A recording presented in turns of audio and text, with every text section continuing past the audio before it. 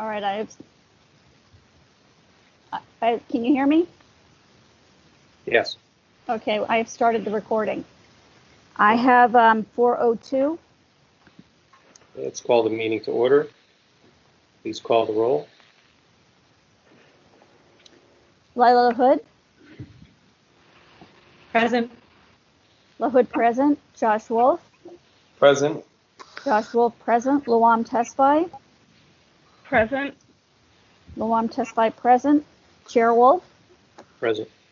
Chair Wolf present. Robin Martin. Present. Robin Martin present. Chris Highland absent. Matthew Yankee. Matthew Yankee not present. Fiona Hinsey. Present. Fiona Hinsey present. 1, 2, 3, 4, 5, 6. It- We have 6. We it- have a quorum. It looks like Matthew Yankee is on. Oh, he is? He's Matthew? probably just didn't unmute himself. Matthew? Yeah, it does look like he's present, but he's not saying anything. It looks like he just unmuted himself. Matthew? Matthew? We have a quorum at this moment, so we can proceed. He can note his presence at a later moment. Okay. All right. All right. Thank you very much. We have a quorum. Are there any adjustments or changes to the agenda? I'm just going to insert myself for an opening statement and to kind of present the format for the meeting and the scope for the meeting today before we take public comment. Okay. Are you going to read meeting decorum as well? Yes, I will read meeting decorum as well. All right, great. Thank you. Okay, any changes or adjustments to the agenda? Seeing none, let's move on. Okay. All right. Any member of the Sunshine Ordinance Task Force may call for decorum due to disorderly conduct of meeting participants. Persons who engage in threatening and/or menacing behavior may be asked to leave, and in this case, virtually will be removed from the call.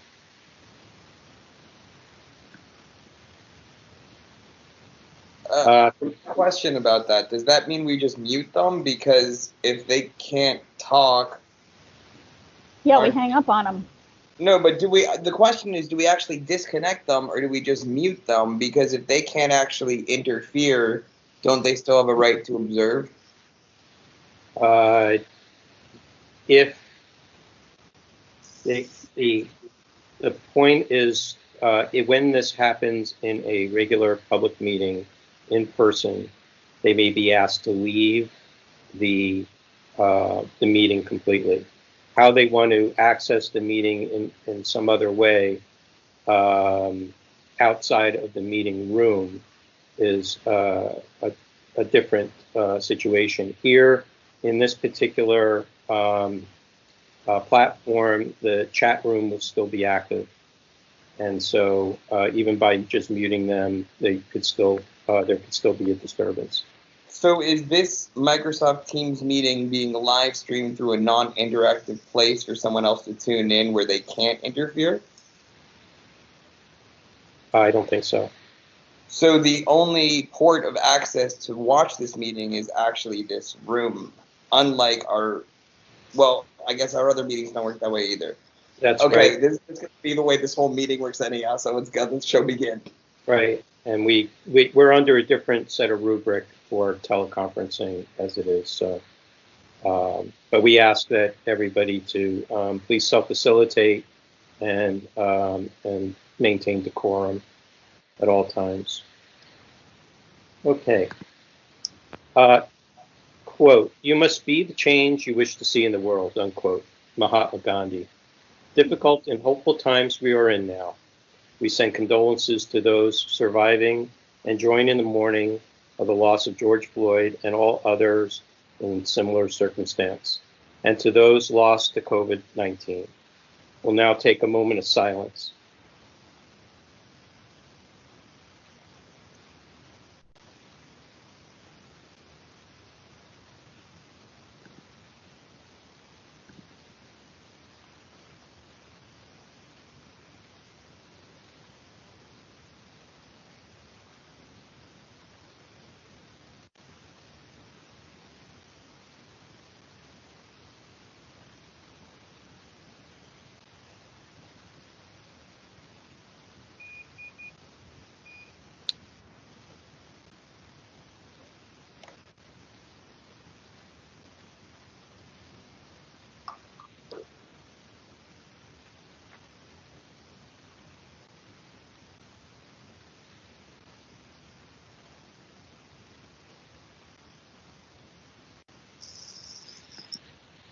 Thank you.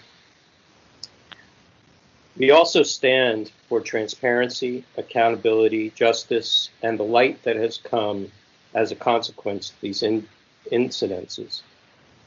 Sunshine being the best disinfectant.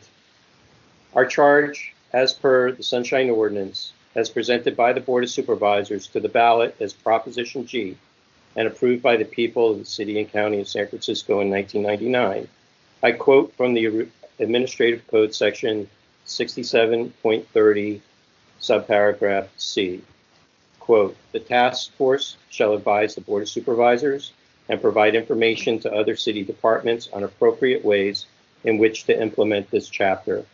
The task force shall develop appropriate goals to ensure practical and timely implementation of this chapter. The task force shall propose to the Board of Supervisors amendments to this chapter. The task force shall report to the Board of Supervisors at least once annually on any practical or policy problems encountered in the administration of this chapter. The task force shall receive and review the annual report of the Supervisor of Public Records and may request additional reports or information as it deems necessary. The task force shall make referrals to a municipal office with enforcement power under this ordinance or under the California Public Records Act and the Brown Act whenever it concludes that any person has violated any provisions of this ordinance or the acts. The task force shall, from time to time, as it sees fit, issue public reports evaluating compliance with this ordinance and related California laws by the city or any department, office, or official thereof, unquote. Quoting the primary laws that allows our strong Sunshine Ordinance and others around the state to exist and enhance to provide increased efficiency and expediency. The ordinance comes out of Government Code Section 6250, the California Public Records Act, as stated in its preamble, quote, in enacting this chapter, the legislature, mindful of the right of individuals to privacy, finds and declares that access to information concerning the conduct of people's business is a fundamental and necessary right of every person in the state, unquote. And from the California Government Code Section 54950, the Ralph M. Brown Act states, quote, in enacting this chapter, the legislature finds and declares that the public commissions, boards, and councils, and the other public agencies in this state exist to aid in the conduct of the people's business. It is the intent of the law that their actions to be taken openly and that their deliberations be conducted openly. The people of the state do not yield their sovereignty to the agencies which serve them. The people, in delegating authority, do not give their public servants the right to decide what is good for the people to know and what is not good for them to know. The people insist on remaining informed so that they may retain control over the instruments that they have created. Quote. I'm going to open up for general public comment now. We're going to call that item, and then I'll continue after that with the format for this meeting. Cheryl, can you please call Madam Clerk, can you please call the next item? Hello, I'd like to say about public comment. Hello? One moment. Give us a moment, please. Madam Clerk, Cheryl? I wanted to make public comment on general public comment. We haven't called the item yet. Please hold a moment. Can you please call the next item, public comment?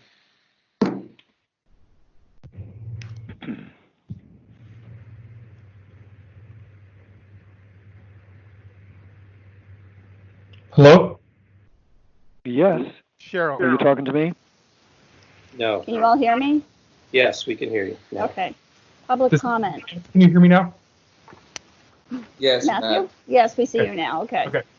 Public comment. Members of the public may address the Sunshine Ordinance Task Force on matters that are within the Sunshine Ordinance Task Force jurisdiction, but not on today's agenda. Okay, so just for the keeping things in order for public comment, if you are using the online Microsoft Teams, if you open the icon that says participants, show participants, you'll see your name and you'll be able to have, there's a little icon to raise your hand. In some platforms, that's not possible. So we ask that you use the chat box instead, which is the icon next to that. And please type in your name, and that way we'll maintain a queue and be able to call on you in an orderly fashion. If you are on the phone, we'll ask you to please call out your name, and we'll keep track as best as we can to get everybody's name in order. So will you do that after the Teams? To do this. I'm sorry? Will you do that after you finish with the Teams people? No, not necessarily. We can do that right now with the phone because everybody will be using a different method. We just want to try to collect all the public commenters and get the list in order. So for those on the phone,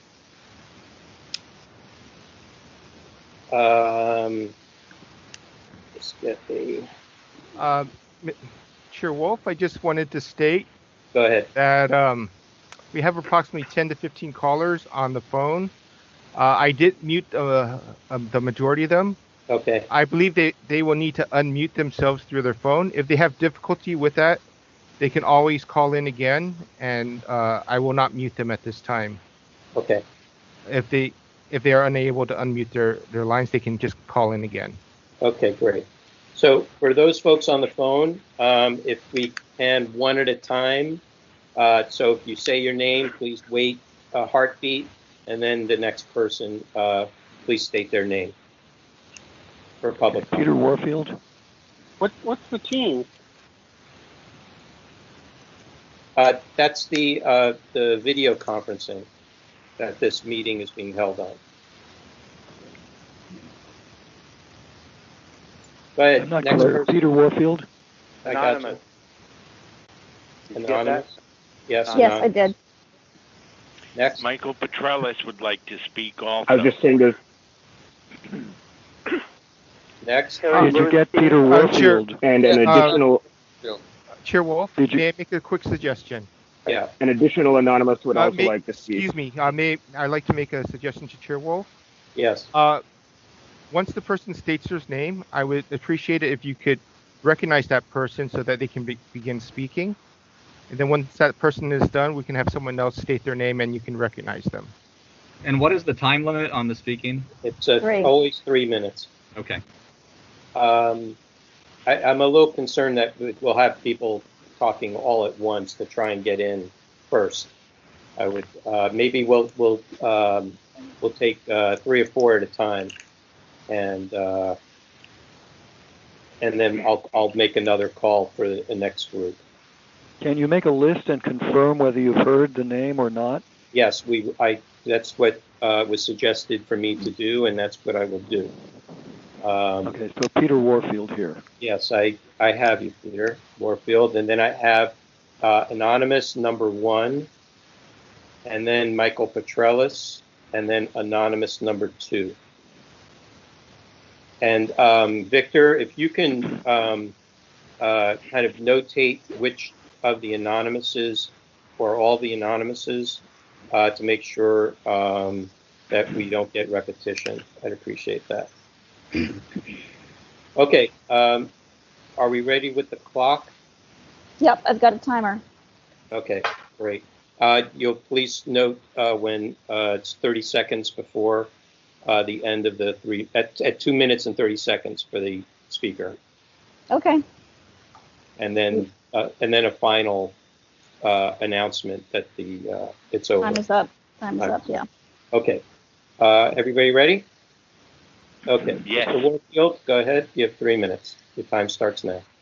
Yes, hi, thank you. This is Peter Warfield from Library Users Association. Excuse me. I'm very glad that you're having this meeting. I was sorry that you did not have meetings in the last couple of months. And I'm also glad that you have a fairly straightforward, what looks like a straightforward method of getting into the meeting. I'm disappointed that the website is difficult to navigate in terms of just finding out that there was a meeting. One has to go multiple layers down, and it's not always easy where to click on to get to the fact that there is even a meeting that's happening, and it seems that with a new meeting you might want to have on your very first page, meeting is happening tomorrow, or meeting is happening on whatever date. One of the things that the city of San Francisco did around 2018-19 was to create a city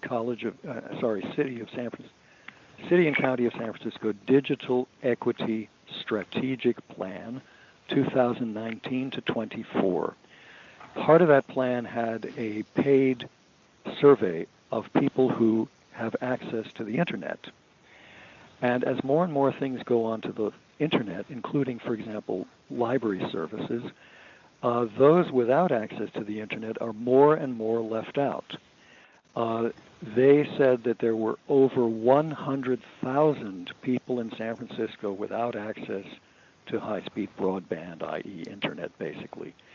And of course, they did a breakdown by salary, by income, and of course, the lowest level of income, $25,000, had access. Only 59% had access, and those earning or having income of 200,000 plus had access of either 98% or 100%.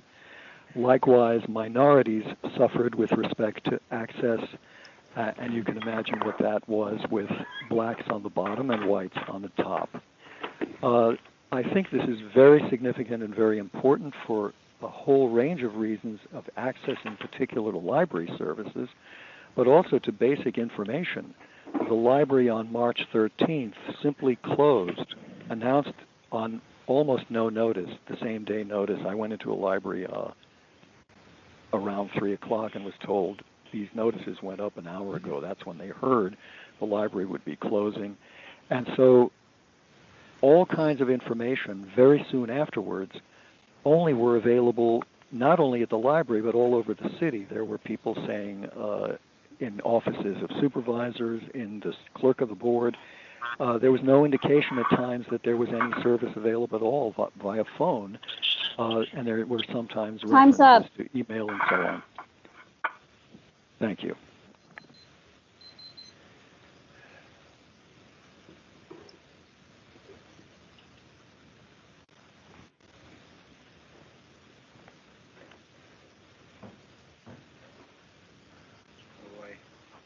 Going on? Next speaker.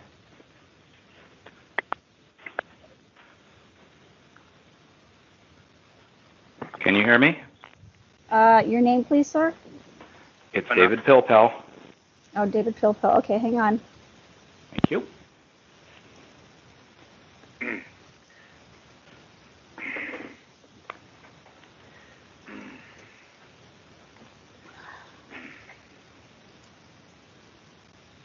Okay, you may begin speaking, sir.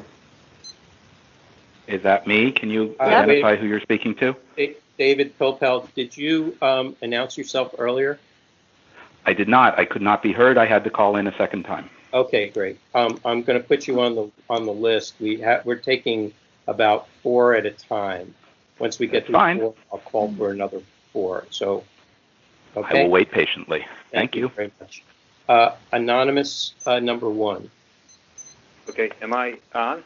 You are. You have 3 minutes. Go ahead and speak, sir. Okay, this is regarding file number 20056, Anonymous versus Michael Lambert, the chief librarian, the city librarian. This was filed as a complaint on March 13th, 2020, and based on an original immediate disclosure request filed on February 13th with Michael Lambert's office. I have heard nothing from the administration or administrator of the task force. They usually contact Anonymous via in the U.S. mail post office box. It has worked remarkably well for many years. I don't understand why there seems to be no action on this item. The various committees of the task force need to act on this item, and I am very concerned that appears not to be happening. I wish the task force would explain clearly how they are handling such complaints at this time for these circumstances. Give us a timeline. In the past, this would be fairly straightforward with communication between the administrator and the body or complained against. So I've got no reason to believe any of that happened in this case. So I think the administrator knows how to contact Anonymous regarding file number 20056, and I wish that at the very least that person would contact Anonymous regarding his complaint, giving us a timeline and some idea how they will proceed with the matter. And I think that's all I have to say. Thank you. Thank you. Next speaker, Michael Petrellis. Hi, let me start my timer. Great. Hi, this is Michael Petrellis calling in. The first item I'd like to address is the absence of a ex officio person from the clerk of the board and the mayor's office. If they are participating in this call, they did not identify themselves. I also do not recall any ex officio person from the clerk or the mayor's office in the last few meetings I attended when meetings were still happening at City Hall. I'd like to know why the mayor and the clerk are not participating in these Sunshine Ordinance Task Force meetings. That's item one. The second item I'd like to address is the lack of airings of your full committee meetings, the full task force meetings, that they are not aired on SF.gov TV, even remotely. I had a conversation with Jen Snyder at Supervisor Dean Preston's office on Monday, and I spoke with her about the need to allocate about $45,000 to $50,000 annually to start airing the Sunshine Ordinance Task Force meetings on the two city government channels. Jen Snyder was very interested in what I had to say, and she was going to take my request that Dean advocate for this allocation of funds. She was going to take this request to him, and I hope that he will soon, both as a candidate up for re-election and as an incumbent, that he soon issues a sunshine agenda that includes asking for money so that your meetings are aired on SF.gov TV. Just over 2 minutes, and that's all I have to say. And I'm very glad you are meeting remotely today. Thank you for making sure we're having this meeting remotely, and we will continue to bring sunshine to City Hall. Thank you. Thank you, Speaker. Now we have Anonymous number 2. Hang on. Hello. Let me know when the timer started. Yeah, the timer started. Good evening, task force members. Anonymous number 2 here. First of all, thank you very much for conducting this important public meeting during this pandemic. And it is appalling that the mayor and the supervisors did not authorize your virtual meeting earlier. You may remember earlier this year that I won SOTF 19091, where the mayor was asked to turn over her last 10 public business text messages and emails. She claimed to have none and turned nothing over. So instead, we went to every single other department head and asked them what are their text messages with the mayor. And guess what? We got text messages from the police chief, and you may have seen these go into the media regarding the mayor's actions with the homeless. Now, the mayor has turned over 0 emails or text messages anytime through many, many requests we've made. And you may remember SF Admin Code 67.29-7. The mayor shall maintain and preserve in a professional and businesslike manner all documents and correspondence and shall disclose all such records in accordance with this ordinance. She clearly does not do so. Last October, you decided and published Order 19047 regarding the mayor's calendars. You found that the mayor personally violated SF Admin Code 67.21, .26, and .27, and part of this was that she has to provide her iCalendar or ICS files showing who made meetings and when. They have simply refused to comply with no further justification since last October. This January, you decided in SOTF Order 19044 that City Attorney Dennis Herrera's office must provide email headers for 2 emails. They have not done so. As you know, the mayor 2 months later, in March, using coronavirus as a ruse, has claimed authority to suspend one of the most important parts of the Sunshine Ordinance, 67.24G and I, prohibiting the use of the catch-all public interest balancing test. Guess what? Dennis Herrera has used this supposedly coronavirus-related order solely once, because we asked, using another public records request, to refuse to comply with your order to give me email headers, because that is the only way to defeat my requests, is to use nonsensical legal exemptions.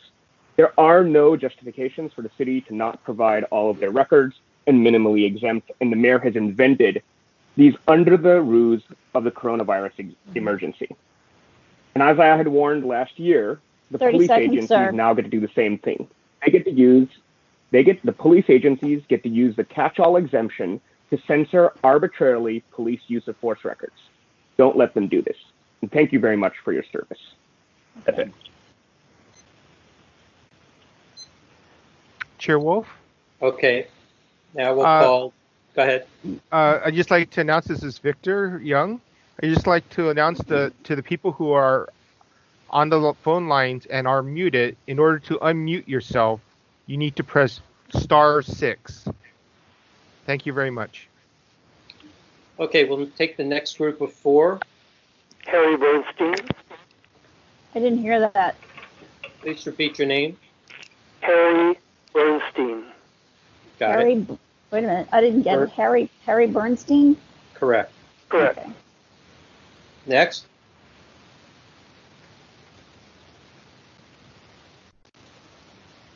I heard David Pilpel from before, so I'll list him. Are there any other folks that wish to provide public comment? Yes, Terrence J. Carrick. Please repeat your last name, Terrence. Kerrick, Kerrisk. Very good. Next. Any other people wish to provide public comment? Okay, we'll stop there for the moment. Mr. Bernstein, you have 3 minutes. Thank you very much. Welcome back to the virtual world. I have two comments. One relates to City College of San Francisco, and some people may know that the Chancellor, Mark Rocha, was removed on the 26th of March and was given a $340,000 payout and left. But there was a notice of a Brown Act violation in the process of doing that, since the decision was made in closed chamber and should have been made in open chamber. Only this week has the board responded to that. They have a 6-page document on the Board of Trustees website, and what they are calling it is a renewal of prior notice alleging violations of Brown Act, ratification of the resignation agreement, which means that they are going to discuss this tomorrow, approve their response, and then... Sir, I can't hear you. Can you hear me now? Yeah, is that your phone ringing? No, it's not my phone. Okay, thank you. Shall I start again? No, that's okay. Keep going. Okay, and then they will confirm the agreement, the payout, on the 25th at their public meeting. So tomorrow at 8 o'clock, people can submit, or tonight, submit comments if they have any objections to this. So this is a response to the violation of Brown Act, but they waited well over a month before doing so. The other thing is that the college lawyers at City College, about 10 years ago, the college agreed to abide by the Sunshine Ordinance, but they've had a 14-hour consultation to try to differentiate the Brown Act and the Sunshine Policy, and are trying to remove the Sunshine parts of it. The academic senate has said, do not do that. You must keep that in. But Sir, you have 30 seconds. Okay.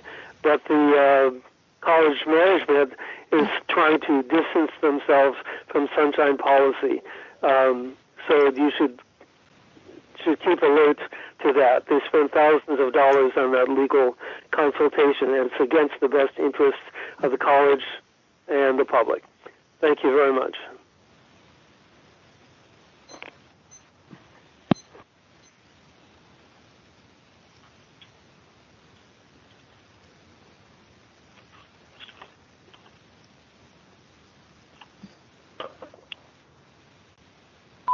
Wednesday, 7:52 a.m. Time and day not set.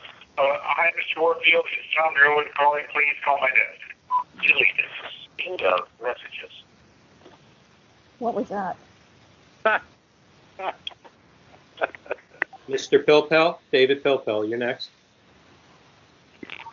Can you hear me now? Yes. I can hear you. Can we mute Mr. Warfield so we don't have to all listen to his voicemail messages? Please. Okay, let's start the clock, please. Okay. Started. David Pilpel, this is on general public comment, not the main agenda item, correct? Yes. Okay. So I just wanted to appreciate, one, that you're holding this meeting. Two, I appreciate very much the chair's introductory remarks. I would have likely said something quite similar.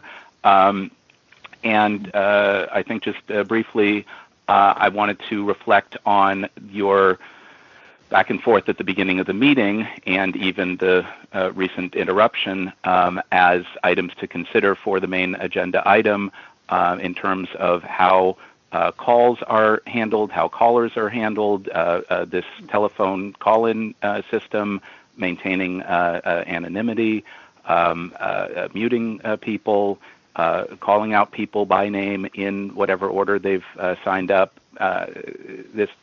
These are all complicated issues that we should get into in the next agenda item. My question, if you choose to answer it, you made reference was made to conducting this meeting via Microsoft Teams.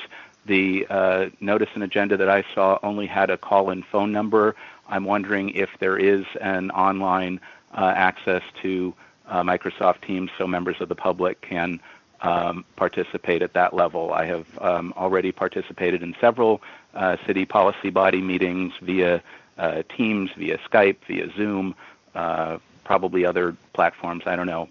But if you're all able to see each other and the public is not, then we're at an unlevel playing field, and to the extent that you can make that playing field more level, at least for this meeting, by providing us some information on how we can view it, that would be great. If not, then perhaps we can also put that on the list for something to attempt to fix going forward. Unless you have questions, I will mute myself and continue in comment on the main item when we get there. Thanks.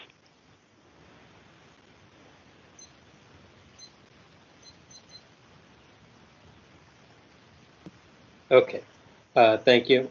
Next speaker, Mr. Terrence Harris.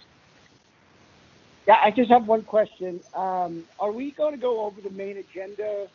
I have my complaint against DHR.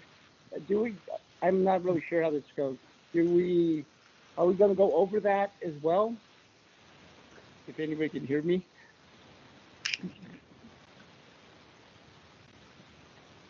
Hello? No, I can hear you. Oh, okay, thank you. I'm not sure what your question is, though. What do you mean go over the main agenda? The agenda is published as it is for today. Okay, all right, so I wasn't sure how this, they sent, all right, so if I gotta go public, this is regarding my meeting on January 21st, 2020, where I had filed a complaint against Department of Human Resources for not getting records in a timely manner. In that meeting or hearing, I had brought up that DHR had violated 2 employment and labor laws regarding my probationary release. One being that it had lapsed by the time they extended my probation, as well as it never gave me the reasons why they released me from my probation. And I got the report finally after 4.5 years. I was released that information, I believe, in October of last year or something. I feel that with them withholding the information and the report from me for 4.5 years and violating the 2 employment and labor laws, California laws, that it constitutes official misconduct by the employees that were in charge of this. I sent emails to Department of Public Works regarding my release, any information on my release. They never responded back to me on it. And then ultimately, they dismissed me from my employment on January 18th of this year, 1 week prior to the meeting I had on the 21st. And it all falls back on retaliation from my probationary release. That they You have 30 seconds, sir. You have 30 failed seconds. to get the information, and they ran with it, and I truly believe that it's retaliation on their part. And I will take if I have to, I'll take it into a civil matter. I just want information on that back at some point, how it's being handled. Thank you.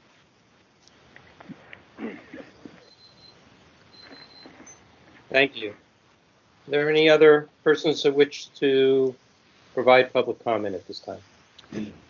For those members of the public who are listening on the telephone line and who are currently muted, please press *6 at this time to unmute your phone line.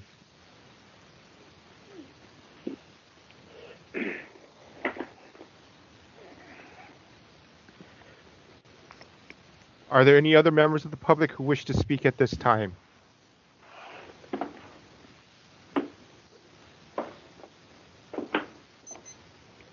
Chair Wolf, there does not appear to be any other callers who wish to speak at this time. Okay, I'll call public comment is now closed. Okay, please call the next item. Can you all hear me? Yes. Okay. Item number 3, file number 20072, per Board of Supervisors file number 200552, authorizing Sunshine Ordinance Task Force to meet in June 2020 and inclusive of Administrative Code Chapter 67, but not limited to Administrative Code 6730C, Sunshine Ordinance, hearing to consider the impact of emergency orders due to COVID-19, which resulted in the temporary suspension of various provisions of the California Public Records Act, the Ralph M. Brown Open Meetings Act, San Francisco Sunshine Ordinance, and other related laws and statutes that may apply within the jurisdiction of Sunshine Ordinance Task Force. Okay, thank you. Before we begin, I just want to lay out some of the format for this section and how we'll be moving forward. Our task for today and upcoming meetings is to review, discuss, and make recommendations for action to the Board of Supervisors in order to assure compliance and preserve the people's right to know. The format: we will conclude this meeting at or before 7 p.m. Public comment will be allowed at 3 minutes per person. We will be reviewing issues and topic areas that have the most effects regarding the entirety of the city and county government and the administration and implementation of the California Public Records Act, Brown Act, and the Sunshine Ordinance with regards to the mayor's emergency proclamation, executive orders, and supplementals, the meeting permission notices for various bodies to meet, and city attorney's opinions and advice memos and other supporting materials contained in the agenda. If other information arises during the hearing, we will consider including it depending upon the gravity, or submit it to the file and continue its review at a subsequent meeting. We will also discuss scheduling of the Sunshine Ordinance Task Force moving forward and determine how we'll restart hearing complaints again, and the process to do so if we are not able to meet in person. The intent of today's meeting is to identify the most urgent of topic areas to be taken up so recommendations can be made as soon as possible, hopefully today. A public comment period for this particular item, a public comment period for only the issues and topic areas will follow after issues and topics are presented by the Sunshine Ordinance Task Force members. Sunshine Ordinance Task Force will review the highest priority topic areas to begin work on and process for the work to be done. Sunshine Ordinance Task Force will approve of these initial topic areas. I, as chair, will call for members, Sunshine Ordinance Task Force members, to volunteer, or they may request any one or another topic areas to work on, or I reserve the right to make assignments. They will do this work on their own as developing work product for the following meeting to report back for further discussion and possible action. The Sunshine Ordinance Task Force will allow the public to make written submissions to written submissions to support each of those areas to our administrator to be forwarded to the appropriate member who is working on that particular topic, and it may be addressed to that person also. Additionally, the Sunshine Ordinance Task Force may want to review and opine on the accuracy, authority, and administration of how the Sunshine Ordinance was suspended, in part or in whole. Now we will hear from Sunshine Ordinance Task Force members. I'm going to open the floor to the members to discuss various topic areas. So to begin with, members, you could call out your name, and I'll recognize you. We're going to just start with the big, broad topic areas that you feel are of concern that we should take issue up on. Who would like to begin?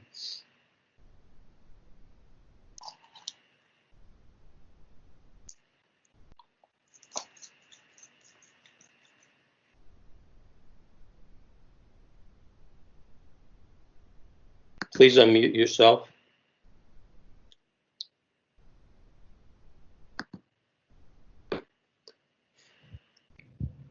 I'll begin. This is Rodman Martin. Okay. One thing I was thinking about over the last couple of months is I don't know if there's been more requests coming in, Cheryl, or you know, what the volume has been like, but I'm just fearful of the backlog from the past 3 months, and I can only imagine what's being requested in light of just recent events. So I think probably talking about how the task force in the next calendar year or 18 months is going to deal with,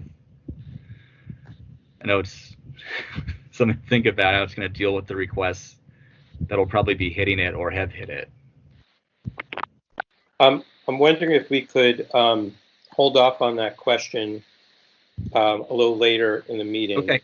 I just want to see if maybe I can jumpstart this a little bit by talking about some of the kind of key areas that there have been either you've received, any member has received or office has received regarding concerns around how public meetings have been taking place virtually, agenda postings, public comment, being able to do public comment, and what have you.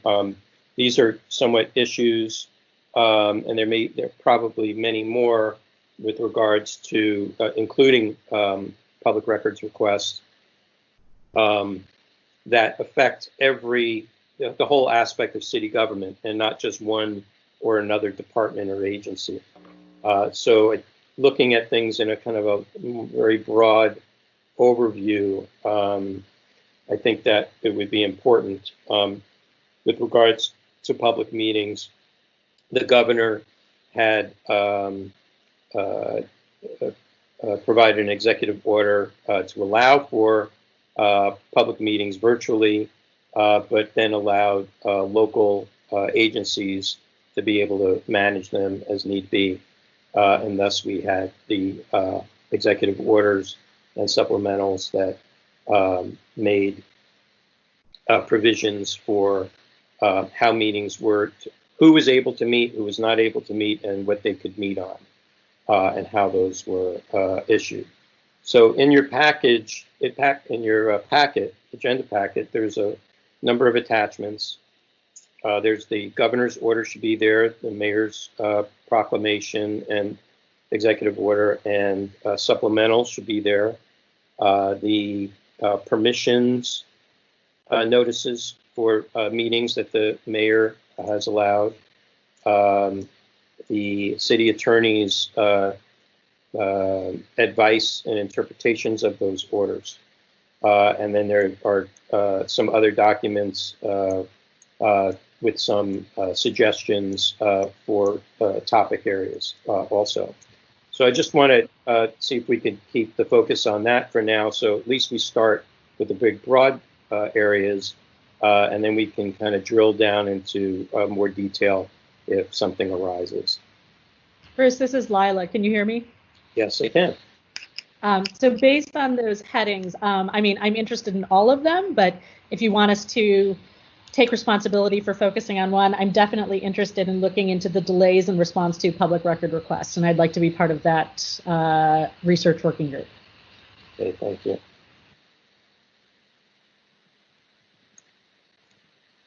And this is Fiona. I'll sort of add one that's not on the list, and this came through advocacy that I do as part of my day job.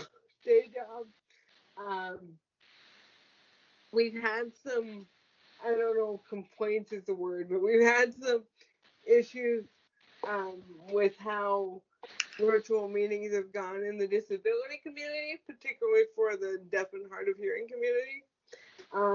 This is work that I have to do for my day job anyway, so I'm happy to work on that and report back.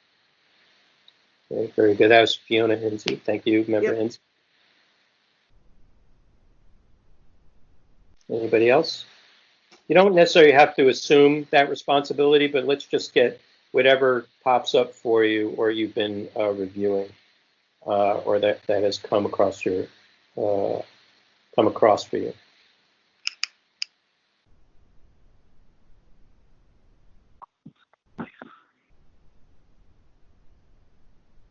Okay, I'll add a couple. One is agenda posting.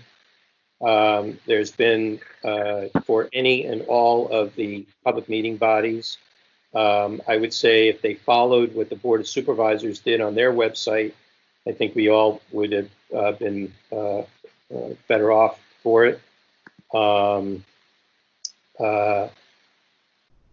Okay, I see your message, Luan. Victor, Luan's having trouble getting unmuted, or I wonder if you could take a look at that. So agenda posting, I've noticed that in some web pages for some bodies where they have like a COVID specific page and they're having meetings, everything's kind of moved around. So there needs to be some uniformity for that, and that is something that was passed down through the governor's order. Also, if there was some way, kind of central place for people to find out about meetings, the city's website has, done a very good job around the COVID-19 information, but with regards to the reopening of city operations, there's been kind of catch as catch can, a central area, maybe with a running calendar of meetings that are happening that week, or maybe a week ahead of time, would be good also. So some discussion around that. Another is I've gotten some reports that the library has not been posting agendas, and I have not reviewed that myself yet, but enough complaints came in about that to me personally that I think we should send a communication to the library to make sure that even though the library is closed, they should still be posting agendas, and if they are unable to do that, then please let someone know so we can find an alternative. I wanted to pick up a couple of items that came through on public comment. One was regarding the platforms that were being used. So for the task force members, it was under my impression that the Microsoft Teams platform was open for anybody to observe, but to provide public comment had to be by phone, as the way the Board of Supervisors is doing it. Clearly, I understood the point about keeping anonymity of the phone callers. This is kind of my first time with this platform. And Victor, I just want to ask, is there a choice on the phone that people can choose to let us know if they want to speak? At this time, there is not the option. Okay. They do call in, and I can mute them, and they can press *6 to unmute themselves and speak. Okay. So it's not like how the Board of Supervisors meeting is, where you call in, and if you want to be put in a queue, it's like you press 1. No, we do not have that person in at this time to administer that. Okay, so we'll have to review how, if we're going to continue with this platform for the next meeting, how that will operate. So I want to apologize for that kind of uncomfortableness around that, if anybody experienced that. Another is, let's see, another is, for non-video virtual conferences, like telephone-only conferences, if a public body was only meeting by phone, there is no way to know if the members of the body are actually present. They could just put themselves on mute and walk away, and you never know if they're actually present or not.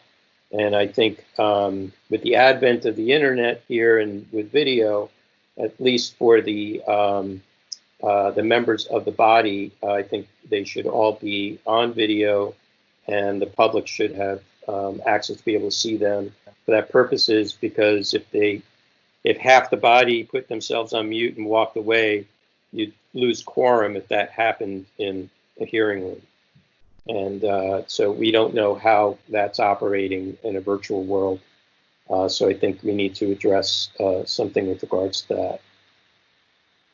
Okay, anybody else?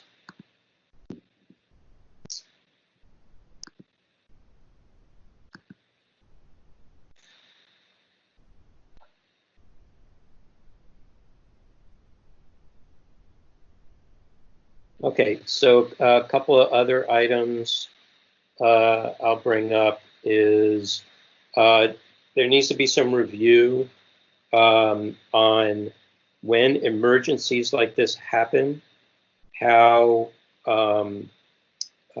government, with regards to communications with the public, either through official public meetings and receiving public information. Member LaHood had brought up, but there needs to be kind of an overall kind of plan to implement as soon as that happens. I think we noticed that some of the very first orders that came out with the executive orders was in dealing with public meetings and with public records requests and disclosures. So obviously that is somewhat important and should be managed in some form of an orderly way. So I think it's just an overall recommendation on from us on how we would see how that would be implemented, I think is important to submit to the Board of Supervisors. I think everybody's scrambling pretty hard to figure out how to do this and what to do. And actually reading the governor's order and then reading the mayor's orders and then reading the city attorney's advice, it was not clear whether that was all coinciding properly or not. So some review of that is important. I felt that some of the mayor's executive orders, it seemed pretty clear what the intent was in that writing, but then the city attorney's advice and interpretation of that either was different or was something like added to it. Not so much an embellishment, but even something that didn't seem like it was even part of the mayor's orders was being advised. So I think there needs to be a lot better coordination between whoever is writing the executive orders and whoever is going to provide the advice. If there's some backroom chatter as to what the intent is, but it's not presented to the public in that way, that's to me is problematic. Any other items? Can I make a comment? This is Luam Tesfaye. Go ahead, Member Tesfaye. Thank you, and my apologies for having some technical issues earlier.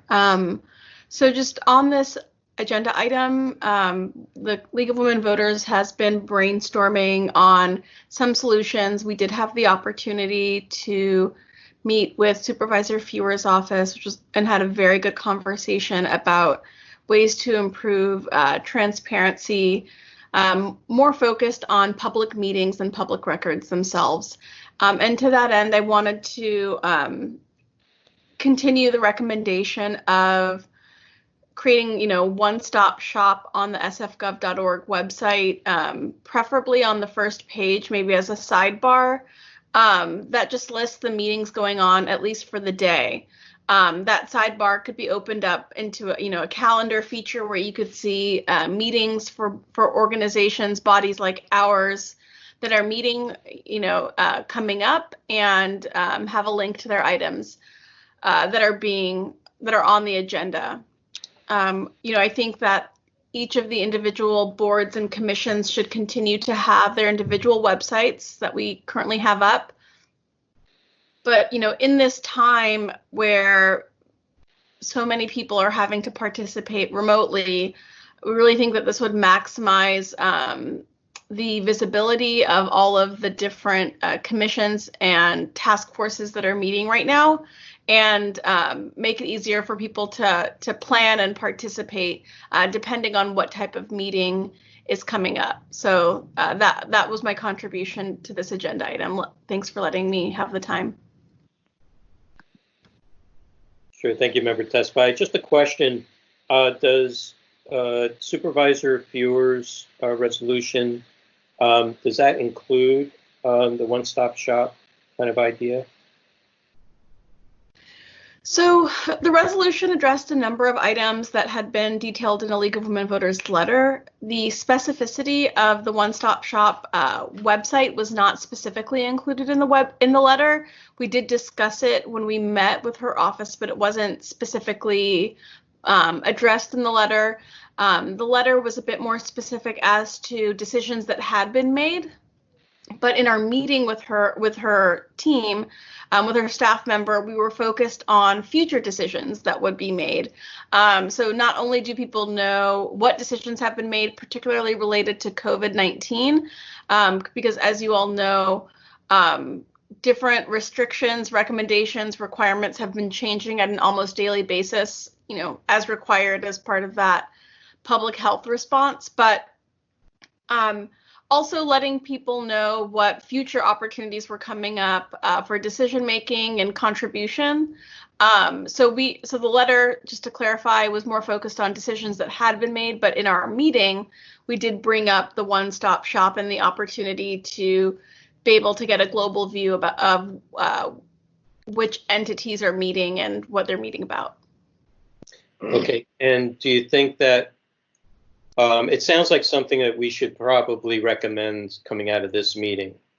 We should, kind of formulate some items that we think that the Board of Supervisors should take action on in addressing this issue and be specific about that. So why don't we hold off on that for a moment? We'll see if there are any other topic areas, and we'll take it from there. Who's next? This is kind of related. Am I still muted? No, you're not. Just state your name.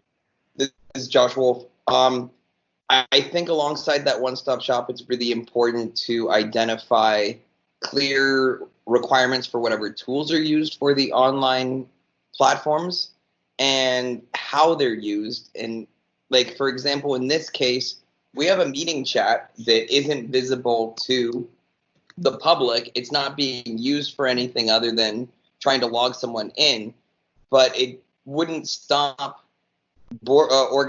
commissions from having a silent ongoing conversation that is not part of the public record. When you save a Zoom call, the chat isn't logged for the future reference. I don't know how Microsoft Teams works, but I think that alongside some of that, creating a one-stop shop also needs to be tech requirements so that things aren't being created that abuse the system or have openings for abuse. Okay, just to expand on that a little bit, I think one is there should be some sort of standardized platform that everybody has to use. I experienced a planning commission meeting where I wasn't even able to get on for public comment because all the seats were taken up by an organized group of people. And so many members of the public were left out of being able to do that. It was early on. They were using Zoom, and they were using a Zoom plan that had a limited number of seats. So that kind of issue needs to be resolved. And also just to standardize the platform so that everybody's using the same thing. So there's some familiarity from meeting to meeting. There's so many platforms out there now due to the shelter-in-place order that I personally must have 4 or 5 different meeting applications. Just had to download on my laptop, on my computer. So it gets a little annoying. But knowing, which meeting I'm going to, that every committee or work group for that particular entity, keeps it a little more familiar and organized. It makes it easier for the public that may not use these applications on a regular basis. So, Josh, is that something you might be interested in looking into? I mean, I'm open to working on that side of things. I don't think it's our role to identify a single platform, given that there's presumably large amounts of money attached to whichever platform is identified. I think that it makes more sense to identify what the features need to be and then pass that to someone else who's making the decision. Which that's all I'm really asking. That city government should just choose something, and everybody should be using that. And I'm not saying that we should review which ones are the best ones, because you're right. I don't think that's necessarily should be our purview. But I think what's important is maybe to list some of the features and concerns about, because even in this meeting alone, we've heard both sides, features and concerns about using virtual platforms for either accessibility, digital divide issues, and then with regards to usability and making sure that there's a full opportunity for the public to participate. So if there are any other, this may be another recommendation that we may want to put forward coming out of this meeting today. If there are any other features or functions, let's get them on that list. And I'm sure when we open it up for public comment, we'll get some others also. Okay, any other high-level essential areas? This is Matt. I just would like to echo what I think Josh said and what you were talking about. I think that's really important to get a list of all the features that we need to see in these video platforms, and to maybe for the public, the challenges that they face, so that we can pass that along in one concise way to whomever's at the city's managing these platforms, so that everyone does have access to the meetings. I think one additional thing that we should, I'm sorry, this is Josh Wolf.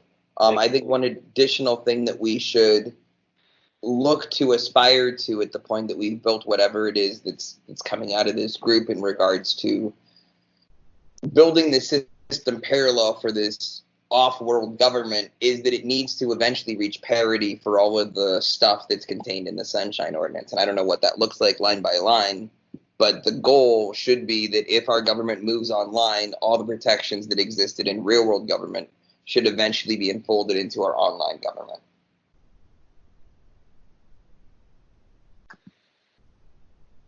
Yeah, I think that's a very important subject to discuss, because otherwise we lose it. I agree. There needs to be some. We're going to need to figure that out. That may take a little bit longer work than within this meeting. So somebody may want to pick up on that.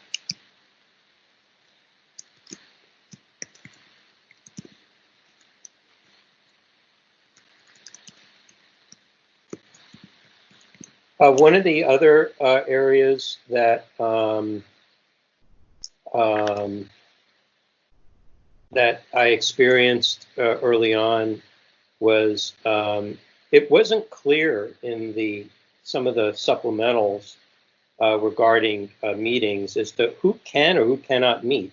There seemed to have been some difficulty in describing meeting bodies.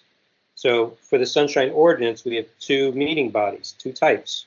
We have policy bodies, and we have passive meeting bodies. But they started to talk about advisory bodies. And so there could be an advisory body that's a policy body because of the way it got created. And there could also be advisory bodies that are passive meeting bodies. So there was a lot of confusion for various different bodies that wanted to meet. So I think meeting scope is really important when it comes to this. And The Board of Supervisors should resist having any meetings being held or convening until it is clear as to who gets to meet, who doesn't get to meet. The reason why is because all of a sudden you have action items that are coming to the Board of Supervisors, and in the beginning they didn't even know that those bodies could even meet because they thought they were pretty much all meetings were shut down. So one is a better communication between the mayor's office and the Board of Supervisors, frankly, to the general public, I think is really important. But also defining what the meeting scope is. For instance, with the Planning Commission, in the supplementals, it talked about meetings focusing on items that pertain to the coronavirus and the emergency situation, essential services, things like that. Even though there was some latitude for construction and development, it was more focused on affordable housing. So then when you look at the permission notice, giving the Planning Commission permission to meet, it basically didn't repeat that. It basically kind of overruled that and allowed them full authority to take up any issue that they wanted. So in one or two of the meetings that I've listened to, I was hearing about permits for extensions on a single-family home in a non-essential need. Why would that have to be considered during this period of time, where there were possibly projects that were essential that could have used the same time to be considered? So I think some review of the permissions that were given to bodies to the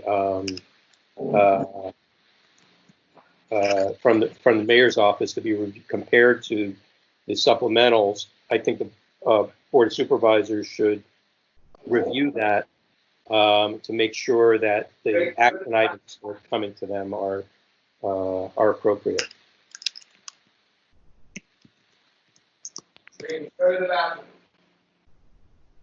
Anybody else? Okay, let's open it up for public comment. We could always come back and add some more items to the list. And then once we do that, we'll review who's going to take on what task, and then we'll move on with the rest of our meeting. Okay, Victor, do you want to help lead this effort? If you are on the public comment line or the telephone line, at this time you can press *6 to unmute your line. And if you'd like to state your name, we'll take a couple of names for public commenters. Is there anybody on the line? Anonymous number 2 here. Anonymous number 2.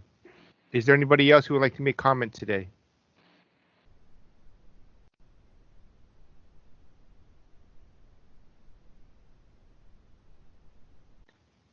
I don't hear any other requesters. Sorry. Anonymous, another anonymous number. Anonymous number 1. Hello. Please state your name. Peter Warfield. Peter Warfield. We have 3 callers who would like to comment at this time. If you are David on the line, Pilpel. And David Pilpel. We have 4 people who have requested to speak at this time. Let's take those 4 callers and then make another call for public commenters.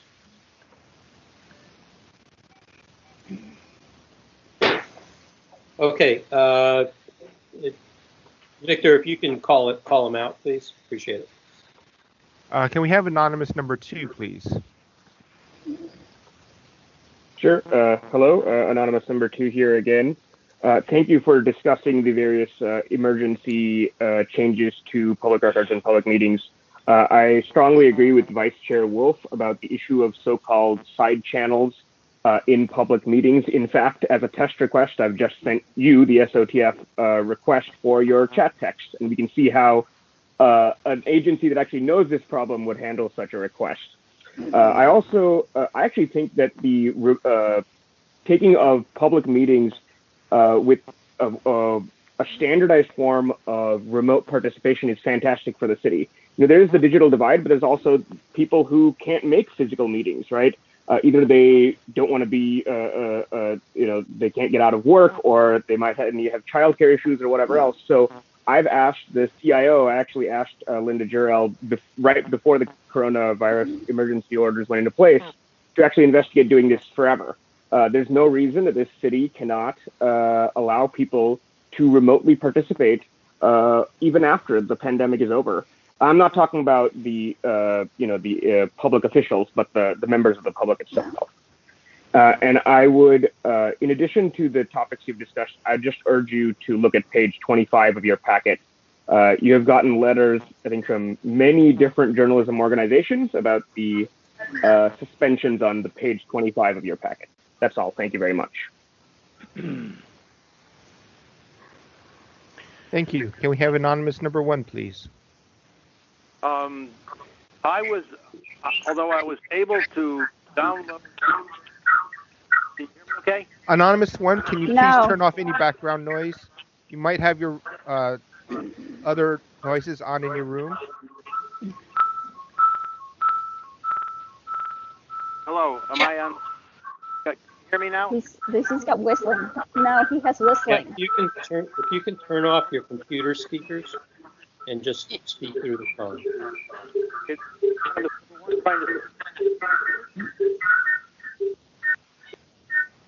Hello? Yeah. He's got a whistle going on. No, he has to turn off the microphone on his computer. Oh. It's not him, it's me. I just tried to switch to a phone because I got to get in the car. Oh, okay. How do I mute me? Okay, anonymous number 1. Give me a moment. I will. One moment, everybody. I'm going to mute.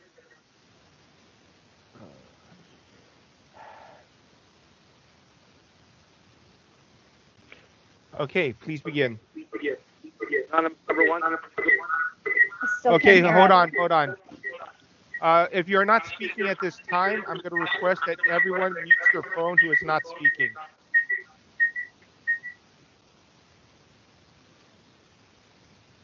Anonymous number 1 trying to speak.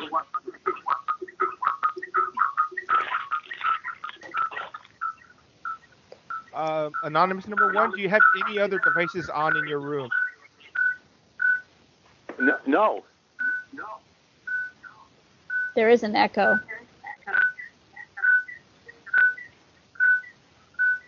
Yeah, this only happens when someone is on the phone and on Microsoft Teams at the same time. So that must be what's going on. Anonymous 1 is only on the phone.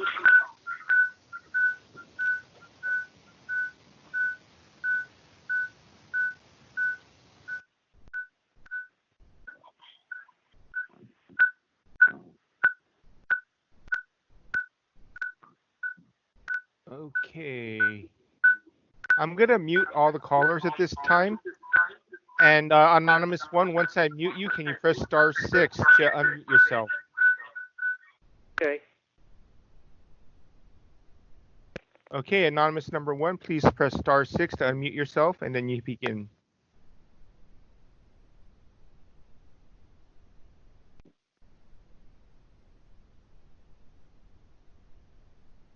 You hear me? I'm anonymous number 1. Yes, thank you very much. It was one of the other phone callers who was causing the issues. I was able to download the agenda. I was unable to download any of the attachments. So, to that extent, my question might be spoken in relative ignorance. Now, under file number 3, under file 20072, public records request delayed during the emergency, I would like an accounting from the task force as to what, in fact, has happened, what complaints have been processed since the shutdown, since you stopped holding open public meetings. So I think we need an accounting as to the status, what progress, if any, has been made. Is it possible that no complaints have been handled during this period of time, and that they've all been in a limbo of sorts? I think that's my core question. Thank you. Okay, I just want to respond to that. It's the second time you brought it up. Somebody's brought it up. So since the shelter in place, the Sunshine Ordinance Task Force and its office has been closed, like most other offices. So nothing was processed. We still were receiving communications for whoever was sending them, but I think a modicum of responses was made due to the shelter in place and lack of access to office functions. We were going to, during the administrator's report, we're going to hear some more of the detail of how many complaints, what our backlog is, and all that kind of stuff. And we'll get into more of planning when we'll be hearing files and complaints again. No complaints have been heard since the shelter in place. There hasn't been any further activity with regard to that. The mayor's executive orders and supplementals limited the amount of public information as far as records are concerned were to be corresponded to. So this is kind of one of the areas that is important for us to look at when this isn't going to be the first emergency that the city is going to experience. So it just happens to be the most recent one and the most severe. So we'll definitely look into that. Okay, let's go with the next public commenter. Forgive me if I got the order wrong. I did not write it down, but Mr. Pelpel, can you press *6 to unmute your line at this time? Mr. Pelpel, are you on the line? There you go. Can you hear me now? Yes. Yep. Okay. So I appreciate the discussion to date. Let me try to summarize briefly, and maybe somebody can take some notes.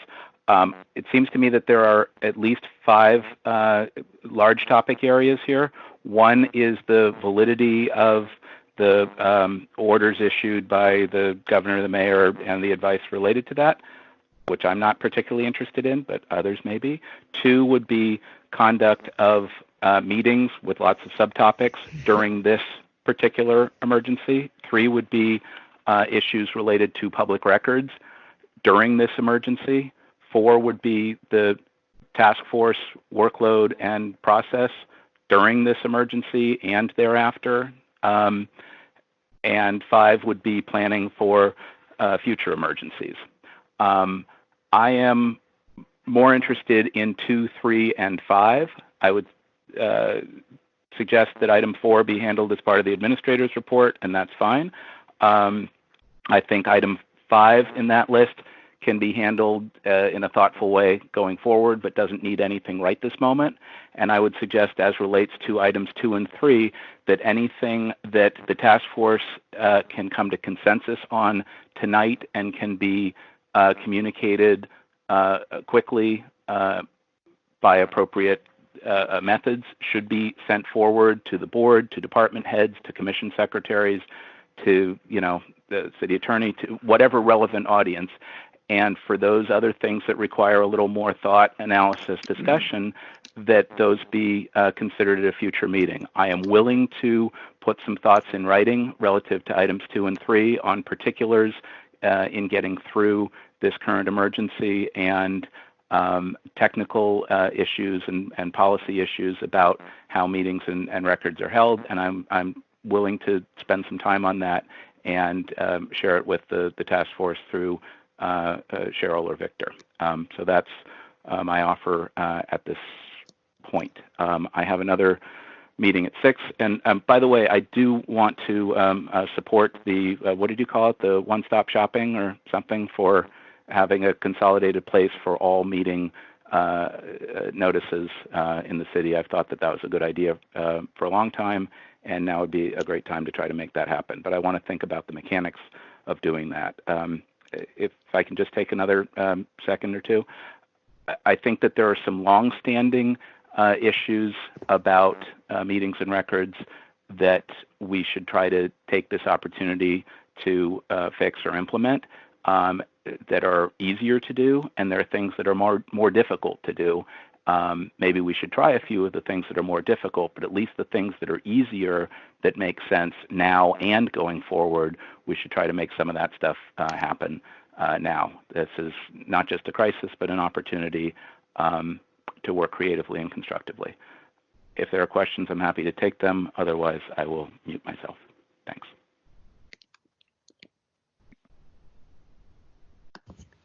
Thank you. Mr. Warfield, please press *6 to unmute your line, and you can announce yourself.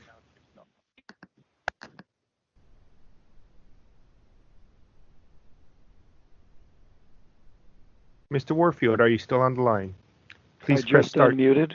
Okay, please begin. Okay, this is Peter Warfield, Library Users Association.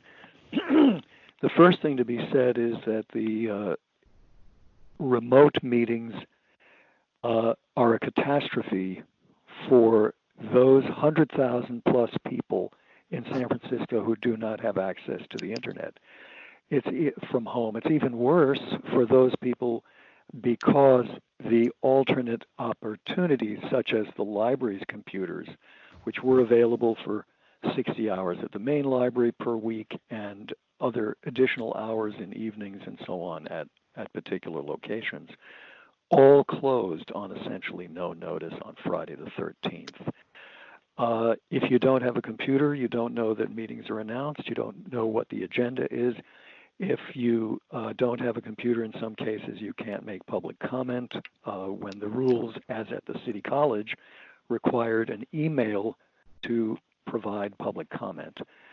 And then depending on the platform, the standardization would be excellent, but there needs desperately to be clarity as to how they work. The Board of Supervisors did write up a little bit of an explanation, and that needs to be stated as much as possible at the meetings. People need to announce when we're at a meeting, especially for the phone callers. There needs to be giving names of who the members are. There's a whole issue of, isn't there any physical location? I thought that there may be a requirement for disabled people to have a physical location. There ought to be at least one place where you have a physical location where there might be a possibility of doing public comment and seeing agendas, which under the current setup doesn't seem to exist. I believe there have been no library commission meetings at all. And so I think in connection with what Anonymous number 1 said, not only the Sunshine Task Force, but I think every agency ought to describe what the status is of their meetings, when they're planning to come back, and also how they're going to be doing business with respect to their public existence. I think that a lot of the city has simply left town, so to speak. When you call various agencies in the city, you don't even get to know whether they're going to be taking messages or listening to phone calls. There doesn't seem to be, in many cases, forwarding. And that needs to be clarified as well, because a reference to email addresses or websites is not very helpful. There need to be rules about how public comment and so on is going to be taken. At the City College, for example, they constantly changed the rules, even in some cases 20 minutes before the meeting. And there's a social aspect. I'd like to know that we could get in touch with, say, somebody who, at a real meeting, we might actually speak to. Thank you. Those are just some of the things that I think need to be considered.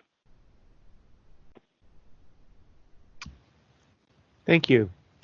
If there are any other members on the telephone line who wish to speak during public comment on this item, please press *6 to unmute your line at this time. We will give you a few moments to do so.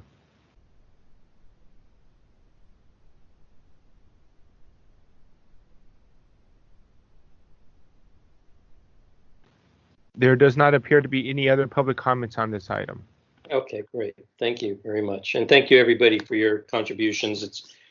There's a lot of good stuff in there.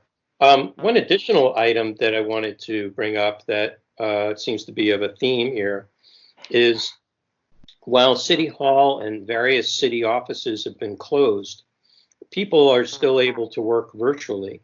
And the question is nobody knows if who's on the clock and who's not on the clock.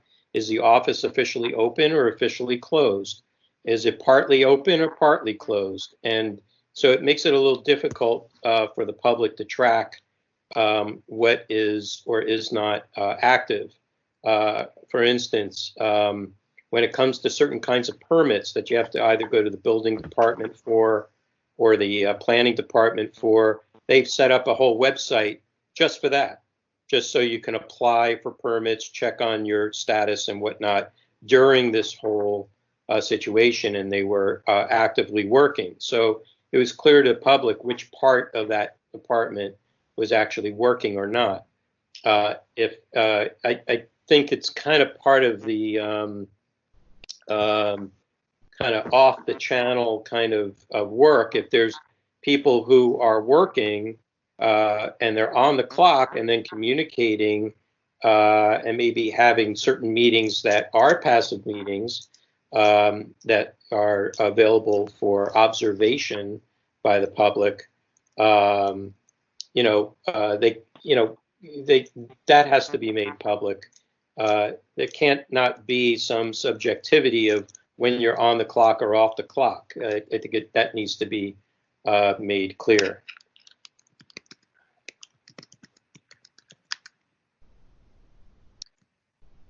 Members, anything else?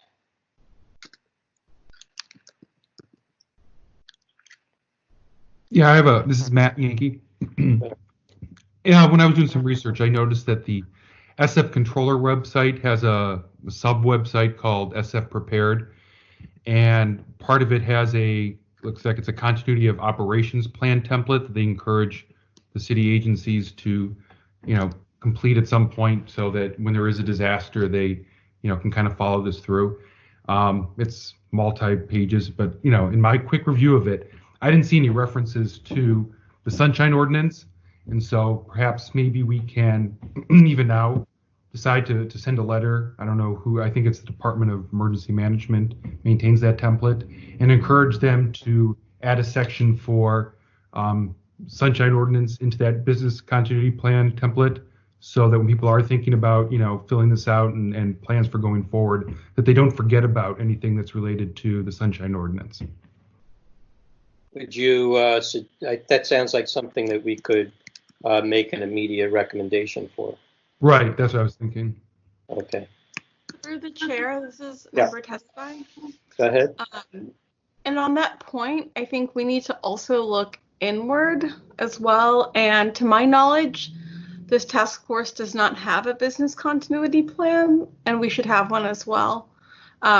Even not in the event of a disaster, if something were to happen to the chair and the vice chair, what would be the next plan for succession? And I think our learnings for what it took to get this meeting going can be included in that. But I think it's great that Member Yankee found that there is a template for it. I know for the state of California, each department has to follow the template for a business continuity plan that has been developed by Cal OES, that's the Governor's Office of Emergency Services. So best not to reinvent the wheel, and best to use what Member Yankee has already found for us. But if we're going to be telling others to do it, we should do it ourselves as well. So. Great, that's excellent. Member Yankee, do you have something else? Go ahead. Yeah, just in case anyone wanted to look at the page that I was referring to, it's at sfcontroller.org/sfprepared. And then under the preparedness section, it's the first bullet point brings up the template I was speaking of. Because I know there's some people listening on the call and they might want to look at what I was referring to. Great. Okay, that sounds good. Matthew, that's on the controller's webpage. That's correct. Matthew? The controller's website, yes. Website. Okay, thank you. Okay, so let's review in the essence of time here. We've got, I think we've got some good items to start with. Not in any particular order of priority. We have agenda postings, which also include the one-stop shop on the SF.gov website for posting of meetings, everything having to do with meetings. Then we have Member Hinsey's suggestion around accessibility for virtual meetings. And then taking note of the public commenter who was talking about that accessibility, making sure that there was accessibility, but then we have to make sure that accessibility is accessible. So that's a bit of an interesting task right there. And then also in alignment with accessibility is having a physical location. When this first started, the City Hall had a physical location, and then they closed City Hall, and then everything got locked down thereafter. So it's a little bit of a tough thing. I think now that we've gone through some of the social distancing exercise, that they might be able to make something like that happen. We see press conferences all the time with a lot of social distancing. There may be some opportunity to figure something out like that. What else do we got here? We have looking at the features and functions of virtual conferencing, having the city decide on a platform that everyone should use. This all came pretty sudden, so it was a little difficult, but there's been some months now to be able to review it, and those companies, have had a considerable amount of time to make sure that everything is working or be customized for use. That includes issues around digital divide, which maybe there should be some requirements of internet service providers on demand to provide access to people who are within that income or that need within the digital divide spectrum. I think that's important. I know that some of the two incumbents in the city, they provided, and they have been providing, some very inexpensive access, but in some locations, they don't have access in those locations. There's no way to get internet into certain buildings or into certain locations due to the terrain. So I think any number of internet service providers in the city, we have wireless that's available, we have above ground wired, we have underground wired, and that somehow there should be some requirement to help heal the digital divide. If not, the city just using its own network to provide access, which it should have done as part of an emergency plan to make sure that there's access, kind of public access for everyone.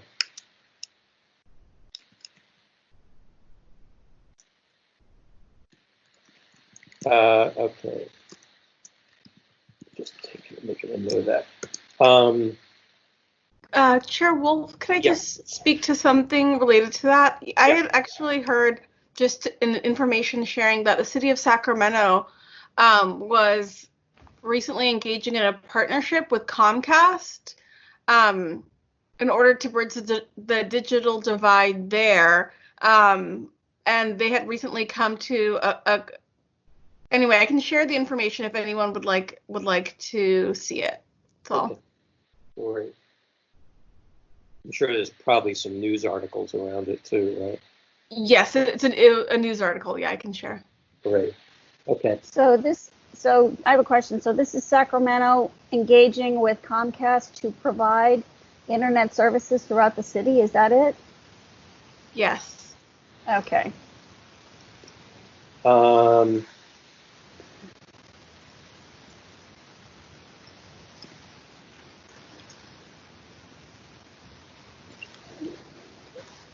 I think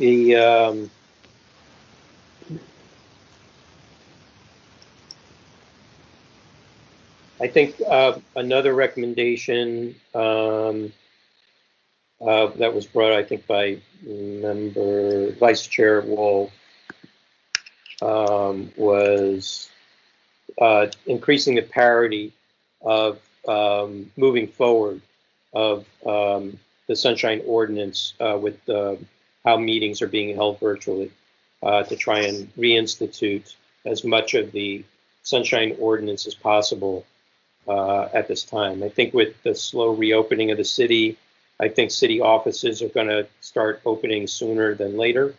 And so there'll be a little more activity and availability for the public to get public records access. I don't necessarily know how to word that. I don't know, maybe we should wait on that. And maybe that's something that Member LaHood should maybe fold in, not just the issues and the problems with public records and solutions, but just how do we start bringing the ordinance back into its full implementation. What else did we see? Then there was one about the scope of meetings. Should public meetings go back to being full agendas? If there are problems and just full work, just the full scope of their charge. If there are going to be issues with accessing public meetings, then maybe that should be reviewed to determine whether maybe not a full opening of public meetings is really the way to go right now.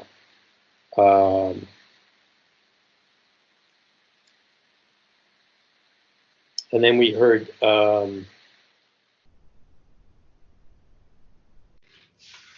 and then Member Yankee's suggestion for the continuity plans. I think that should move forward also. I want to also pick up the items that I think it was public commenter David Pilpel had brought forward a number of those items, kind of encapsulated what we were looking at.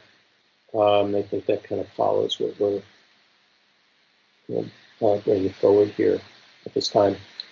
All right, so what do you think? Shall we start kind of digging into, let's start digging into each of these recommendations and see if we can come up with some language and direction. And so we're thinking about these recommendations as being specific actions for the Board of Supervisors to take. We want them to be well thought out. We want them to for them not to be confusing, but easy to understand, and so that way they can, have a good discussion about them and move forward, whether to approve them or not. Bruce, can I ask a question? Yes. So we talked at the beginning about each of us taking on some research on certain topics, but we're also making recommendations to the Board of Supervisors. Are these two independent tracks? Yes. Okay.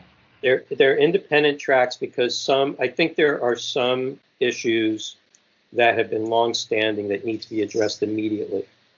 And that's what I want to focus on here today. There may be some less imminent issues of the same topic that can be worked on and brought at our next meeting. And then we can have another batch of recommendations.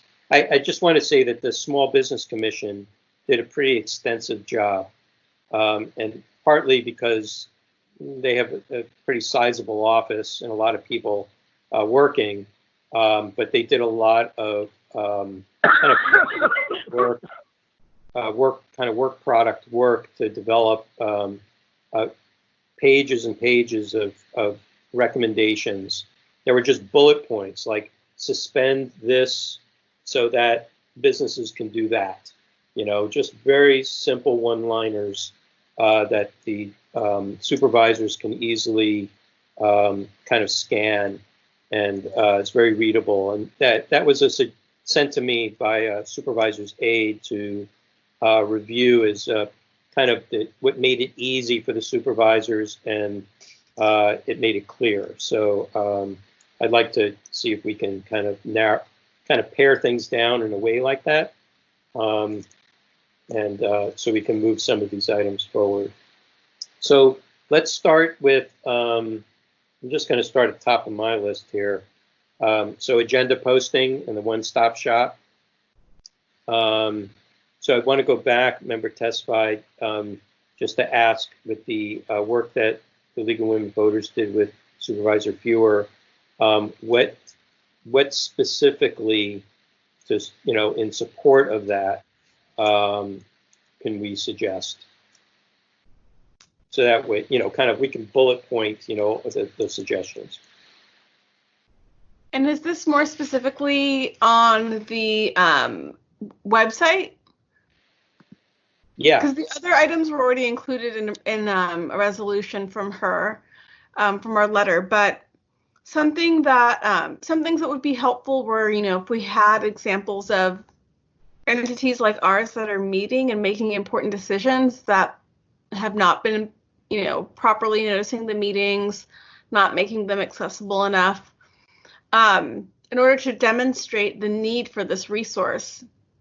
Right now, we had at least a few public commenters who explained that they had trouble finding our meeting, and making their way here.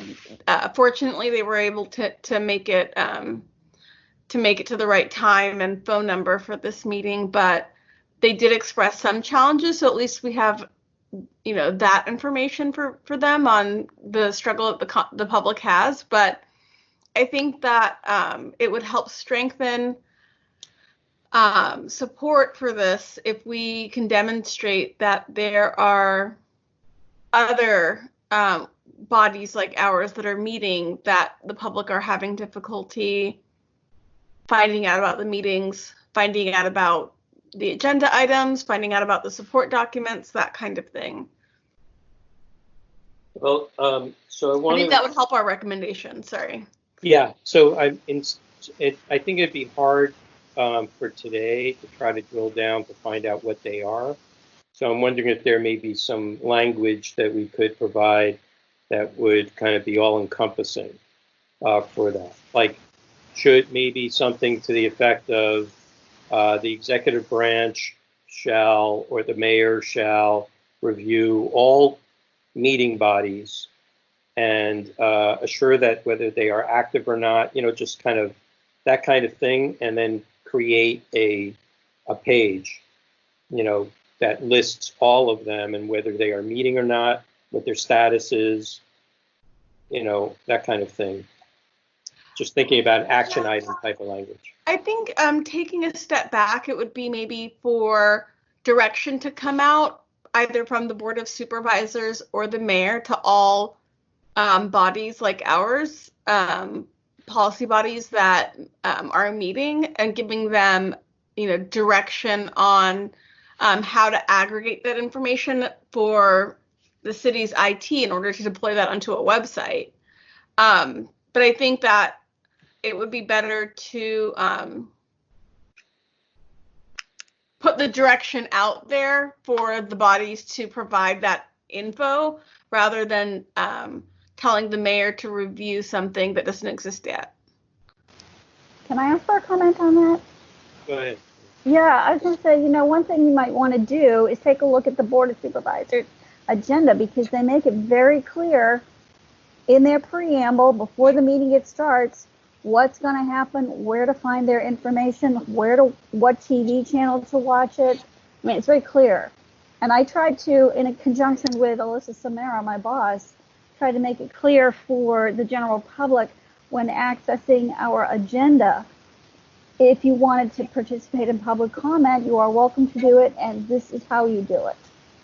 So, but take a look at the Board of Supervisors, because it's pretty clear. I mean, Cheryl, I think that's helpful, but it's about how does someone know that the agenda is even available? How does someone know that the body is even meeting? Well, I mean, and I hate to sound discriminatory against anybody who doesn't have access to a computer, but it's, when we have an agenda, we post it. If we have a cancellation, we post it. And I post those cancellation notices like a week ahead of time. And, for the Sunshine Task Force, I have a 72-hour time limit that I have to meet, which is why I went into the office last Friday to get everything done. Unfortunately, the sheriff's office cleared out the building before I even had a chance to upload the agenda, so it was a day late. That was something that was completely out of, I wasn't expecting it. None of us were, because there were several of us working there, and that happened. So it was posted a day late. So I had to go back in on Saturday and take care of it. Yeah, I guess the concern that I have, and thanks for that feedback, I think the concern that I have is that then a member of the public has to check each individual body, and there's so many, and that's speaks to the need for a one-stop shop. So for example, I work for a state agency, and on our website we have something called the daily calendar, and it shows at least 10 days into the future, if not further, of every type of meeting that's going on, whether it's an adjudicatory matter, a public participation hearing, a voting meeting, all of that kind of in one place. And so what I'm speaking to is more like kind of a calendar feature where you click on the day and then you say, oh, it looks like on the 3rd, the police commission's meeting at 2, Sunshine Ordinance is meeting at 4. We do have that. We do have that. But not on the main website, because I'm looking at it right now. Victor. sfgov.org. I'd like to state that Cheryl is referring to the Board of Supervisors only. We do not track other agencies or other bodies because there are many hundreds of them. Yeah. But for the Board of Supervisors itself, we do track all of our own meetings, and we have that one page. It's like a one-page calendar, and you hover over the meeting name, like Sunshine Task Force meeting on Wednesday, and the information is there. And Victor's right, it is for the Board of Supervisors, but like you were saying for the PUC, I mean, that works for you guys. This is what we do for Board of Supervisors. If you're talking about like an all-city plan, that would be something different. Yeah, I think that's what we're referring to as an all-city plan. Yeah. Yeah, thanks for making that clarification. And that is what Supervisor Fewer's resolution kind of started the ball rolling on that. What we're trying to do here is like kind of drill down into kind of specifics. What do we want to see to assure compliance with the Brown Act? So that way everybody knows when meetings are, they have enough time, to get the agendas, so on and so forth. I think that if we can continue on that thread, so I heard things like the daily calendar. My suggestion is what offices are open or not, or what is partially active and available. Using the Board of Supervisors agenda template for those meetings. What else do you think? And the idea behind that, would be not so much that someone at the Board of Supervisors has to aggregate all of that, but that there could be maybe like a Google Doc or something where each individual department feeds in the information and then it gets aggregated together. So it's not like someone in Cheryl's role is having to reach out to all the departments to get the information. I think it's still on each of the departments to aggregate a tool like that with their individual information, the updates, the agendas, the cancellations, that kind of thing. Well, I think where they usually, people are familiar to where their usual agendas and information is on their website, they should maintain those for the individual departments and agencies. I think what's needed now is, because the rules have changed under the executive order, that's where the one-stop shop is important, because nobody knows who or what is meeting, So I think that the redundancy is important. Absolutely. Okay. Anything else that we want to make sure that in this one-stop shop? This is Matt. Maybe something in the interim, if it takes a while to get a one-stop shop up and running, is maybe a minimum ask that each agency post a link to the agenda packet on the front page of their website, so that people don't have to drill down into for example, I think someone mentioned it, and it's a good point, that if you even look at our Maine Sunshine Ordinance Task Force website, there's not actually a link to our agenda packet there. You have to go and click the meetings tab and then go through it. So maybe while that gets worked on, we can suggest that everyone put a direct link to the meetings and the corresponding agenda packets directly on that front page. Yeah, I think just in general, I think lots of times that's kind of buried in the website, and it's somewhat seems secondary in a lot of ways. Yeah, it seems to me it should be something that should be very prominent and easy to find. Yeah, agreed. Okay. All right, let's move to another item. Something pops up from you, we can come back to it. Let's move to, let's talk about virtual meetings accessibility. I know Fiona is going to take up the mantle on that one, but I'm just thinking, is there anything immediately that we can recommend to the Board of Supervisors with regards to accessibility? So, and this is Member Hindi again, so immediately no. So what's going to happen is Mayor's Office on Disability staff is going to meet with the staff at SF TV to see what capability they have in terms of adding ASL interpreters to the access on SF TV, and then the Board of Supervisors actually requested a meeting with MOD to so that they can educate the board as far as best practices regarding meeting accessibility. I'm going to connect with MOD staff after those meetings, and perhaps we can, out of that, I can, in my capacity here, craft some sort of letter that can go out on behalf of the task force, but that won't get done till at least next week. But in terms of immediate action, I can't think of anything. Okay. I do have to say, I feel for those ASL interpreters when I watch, press conferences. It's like calisthenics. Yeah. The one thing that happened at the last police commission meeting that angered a lot of people was that there was a specific item related to a general order on how police treat, people who use sign language, and they had an interpreter just for that one item, but not for the rest of the meeting.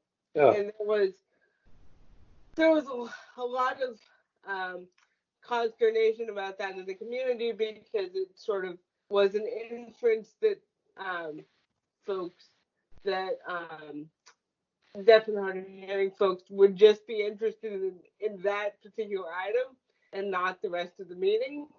I did not attend that meeting personally because I didn't know that it was happening. So I'm getting all this third hand, but that's what I've heard. So. Okay, great. Anybody else for the virtual meeting accessibility? Just the accessibility part. I know there's the other flip side of that is around the digital divide, but we're just looking for folks that that have needs for accommodations. Any other ideas around that? Oh, and additionally, this is not physical accessibility or an accommodation need. I've done also a lot of work around the accessibility of these various virtual meeting platforms. Yeah. So I'm happy to contribute to that effort too, because I've done it for my day job before. So. Well, maybe maybe you can connect with Vice Chair Josh Wolf. Yeah. To add to some of those features and functions. Yeah. Or that we would like to see in a platform. Yeah. Mm-hmm. Okay, great. Yep. All right. Let's see. Okay. I want to just go to Member LaHood. Is there anything around public records that you think that we should suggest that people, start doing immediately? City folks. I mean, the one thing that I know has come up is that I know there's an allowance to not release contracts that are under negotiation. We have seen evidence of, well, we can't show you past contracts because there are other similar contracts that are being negotiated. And if we show you the ones that have been executed, that would compromise the ongoing negotiations for the new contracts. And it seems like this loophole could be used indefinitely to say, well, we can't show you the past contracts because we're negotiating new contracts that are similar, so you can't see any of them. So these are contracts that have already been awarded? Yes, specifically regarding hotel rooms. Oh, so Member Hinsey? Lila, I have a question. So what's specifically the issue? So that there are contracts, existing contracts with some hotels and contracts being negotiated with other hotels, and requests for the contracts that have already been signed being denied because there are other contracts being negotiated with different hotels. And by releasing the existing contracts, that it would compromise negotiations with the pending contracts. Okay. Yeah, that makes sense. Okay. Yeah. Does it make sense that they should be released or not released? I would argue that the ones that have been executed should be released. The city is arguing that if those become public, then it will compromise the ongoing negotiations. But I feel like this is a loophole that could be used not only in this situation, but in many other situations, that we can't divulge this because we may negotiate a similar contract in the future, so we can't release this information. Well, so usually, may I? Yeah, member testify. So usually how something that is handled is that, in advance there is a time limit that's set up. So like, for example, in the area of electricity contracts specific, but my area of work, there is 3 years that for 3 years, those contracts have to be kept confidential because it's a competitive market. And then after 3 years, those contracts can be released. I would have a concern if they're never released, because they might at some point in the future, they might always at some point in the future be negotiating a contract, but there needs to be a specified amount of time that has been analyzed and determined is needed to keep the contracts confidential. for a specific period of time. It would be arguable that in 2 years, 3 years. I mean, I don't want to give a specific date because it's a specific situation with the hotels, but it can't be forever that this is market sensitive information. But it would be reasonable to think that at this current time, when they are actively negotiating contracts, so like let's say the contracts are for X amount of years, like if it's a 5-year contract with the hotels, after 3 years, you would have, they should be letting people see the contracts. I don't want to give a specific date because I don't know the hotel market, but they should be specifying how long the contracts will be kept confidential, not indefinitely, because they are likely to be negotiating hotel contracts for an indefinite amount of time for indefinite reasons, right? So well, the only problem with that is, the Sunshine Ordinance has some requirements with regards to contracts, and there aren't really many exceptions once the RFP process is done and the award is made. That now becomes a part of the public record. So just because the city might, reveal its hand because it has a public process, is not really a reason to then hide it, or make it not accessible, especially if there is good reason for the public to know what that is. And frankly, even for the Board of Supervisors, they absolutely have a right to be able to see that, and it can't be barred from them. What? That's a good point, and I should distinguish what I said. And the contracts that I was thinking of, it's between private entities, regulated entities, but technically private. And in this case, you're right, it is different. It's a contract between the city and a private entity. It's not two private entities. So that's a good point. Right. So it's an interesting premise. I think it's 67. See what it is here. 6724E. It's titled Contracts, Bids, and Proposals. That is very specific on how all this is to work. It talks about what happens during the course of negotiations, what happens after, that kind of thing. So I think that's and the RFP process is very well known. And if these are kind of like sole, they can do away with the RFP process if there's a like a sole, what do they call it? Sole source. If like they're the only ones that can provide it. Well, there are plenty of hotels in the city, so you really don't need sole source provision for that. But they, here's another question. Are those contracts available out of the governor's office? Governor went out and leased 10,000 rooms. If it's what's good for the goose is good for the gander here. Especially if it starts at the state level. So I think that's an important factor. So Member LaHood, I'm wondering if you can encapsulate what that might be without it being so focused onto hotels. But it could be for like any kind of contract. What would we want the Board of Supervisors to take action on? To make sure that city agencies are following 67.24E to the greatest extent possible and not creating exceptions because of new complexities related to a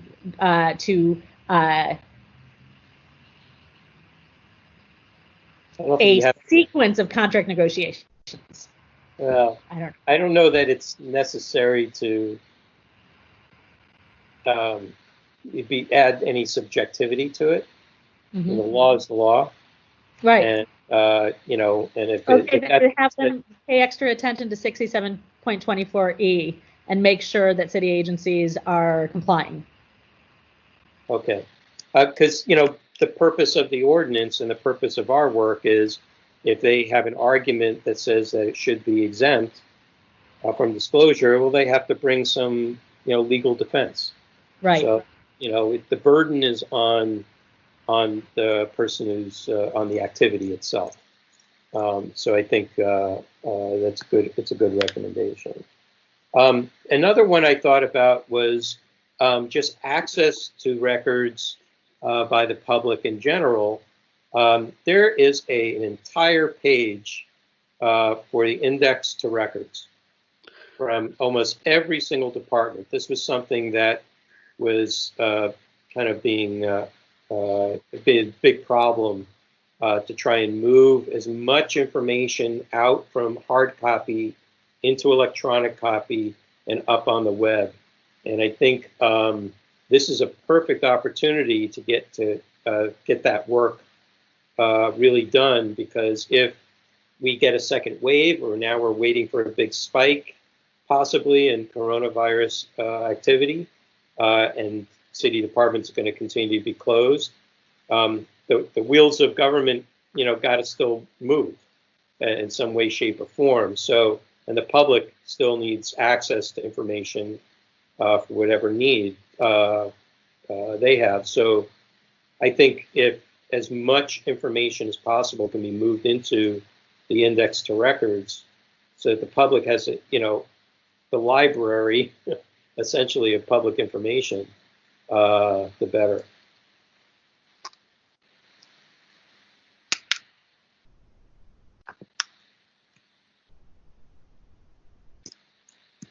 Okay. Anything else along that line? Okay.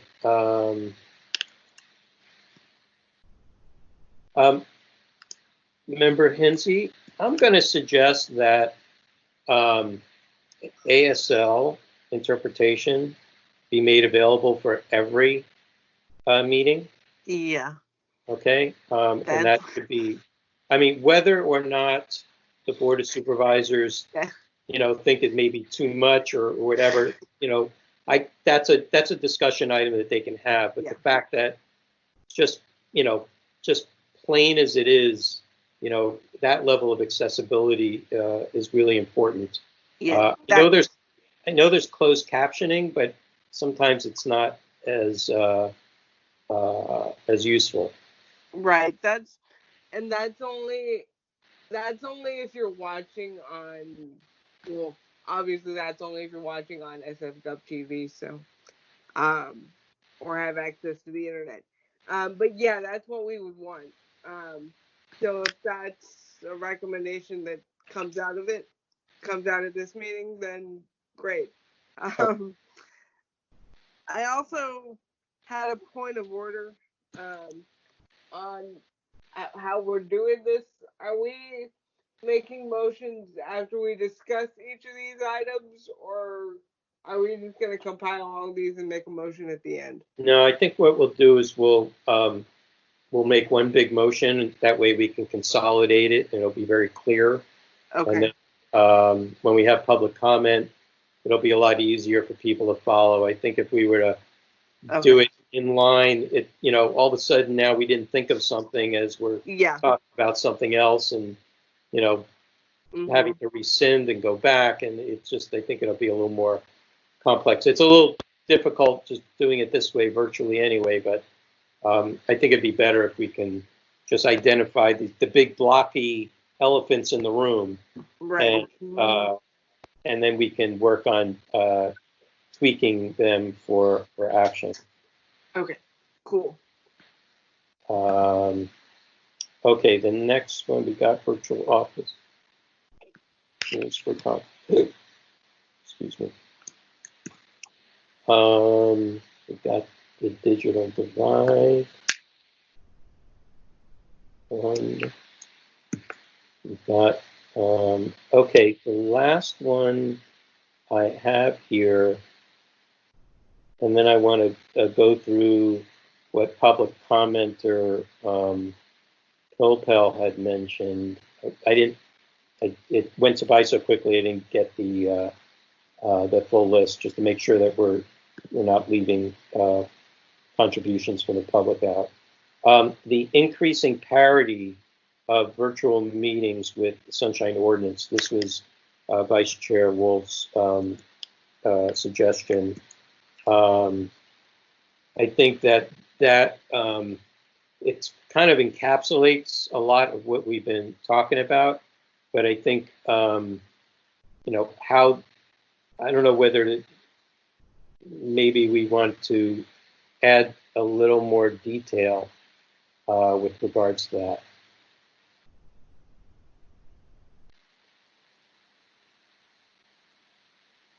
I mean, how close do we want virtual meetings to be to the Sunshine Ordinance? Do we want to make recommendations to say, well, this will be too big of a hurdle, but there's enough for public accessibility, and I mean just in general accessibility, or do we want it to be point by point?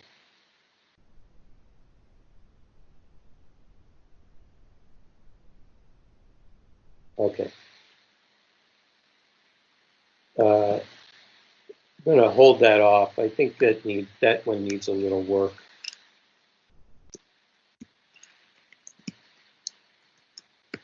Okay.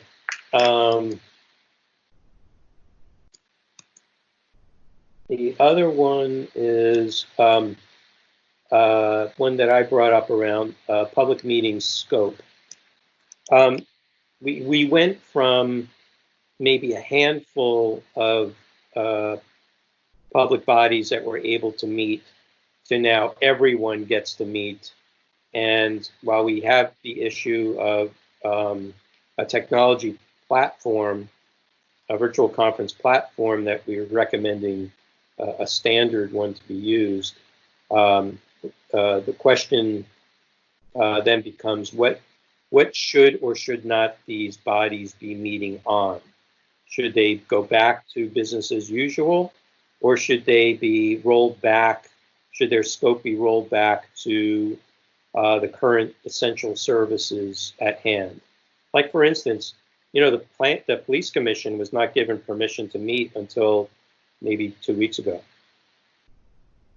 That's pretty, that's essential emergency service in a way. Why were they prevented from meeting? That was something that the Board of Supervisors brought up. Public transportation, well, they definitely need to meet. That's a major essential service, people getting around. So I think, but the question is about scope. I mean, should the MTA be talking about installing, more, should they be talking about replacing buses and at this time, or should they just try to implement what they have, and not go off course into a different area that's not necessarily essential.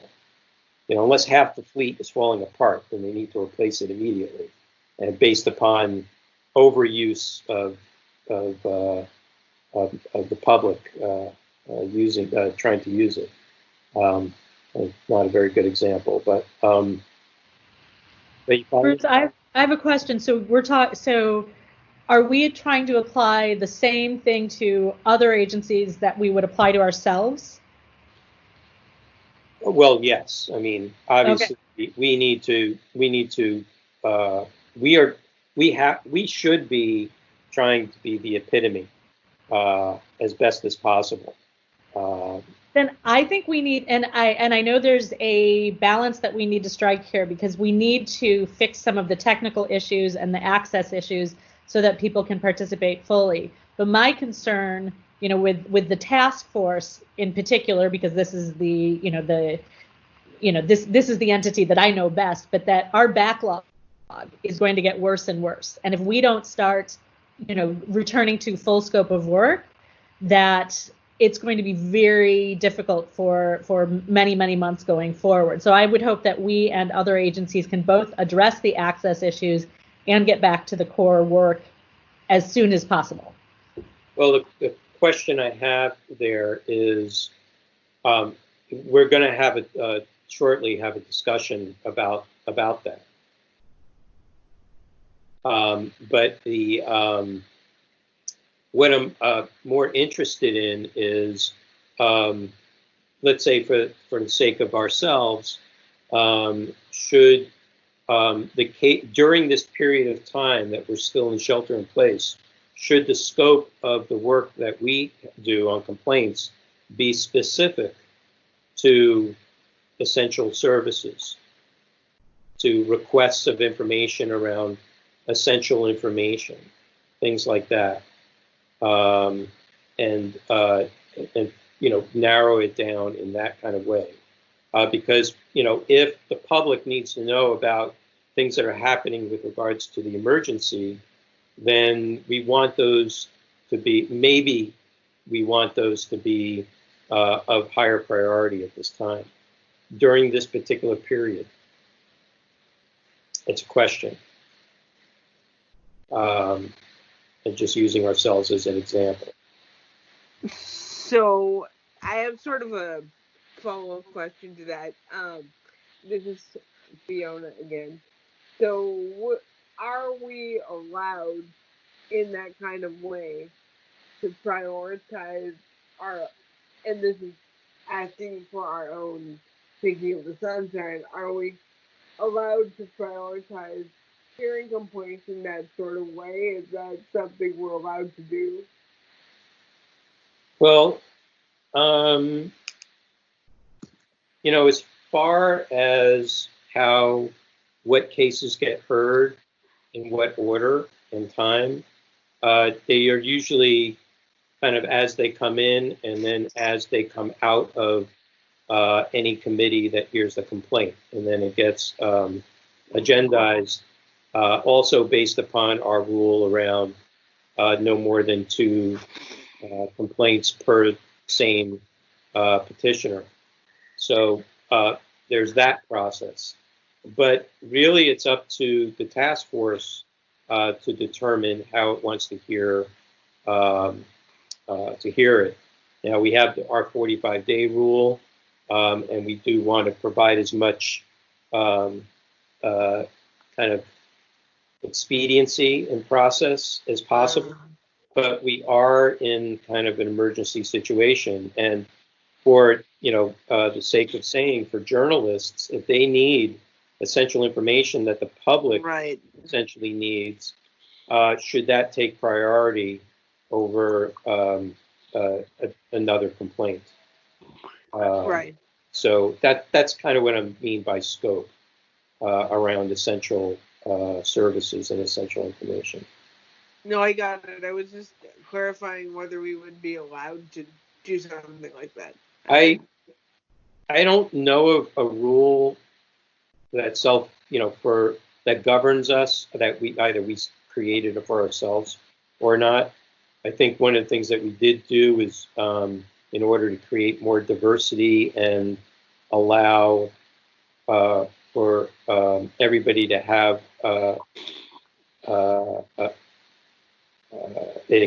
expedited chance of getting their cases heard during the year, to reduce the amount of complaints per meeting per petitioner. And that way we've gotten, like, from me at least, gotten less complaints about having their cases heard later than sooner because of that. I've had less complaints personally with regards to that. So, but I'm really more concerned about some of the other bodies where the scope of their work is clearly, not, within the scope of the emergency, or when you look at their agendas, they actually are not putting the priority of essential services or emergency issues on, as a priority in their meetings. So that's what has been coming up for me with regards to reading a bunch of agendas from various commissions.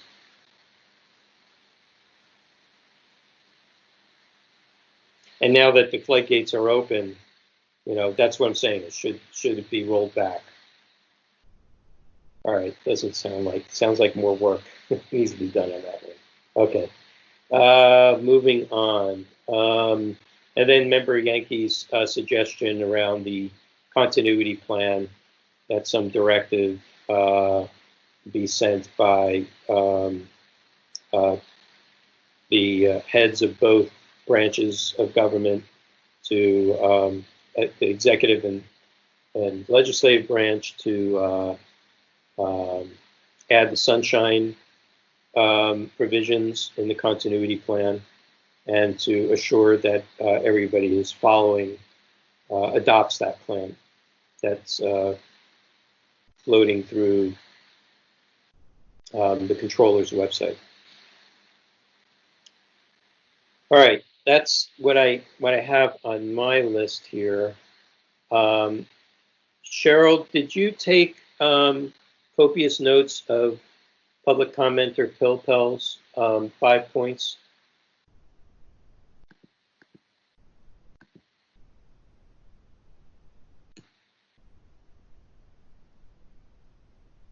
I think you're on mute, Cheryl. Yeah, I'm just scrolling through my notes right now to see what I have. Okay, thank you.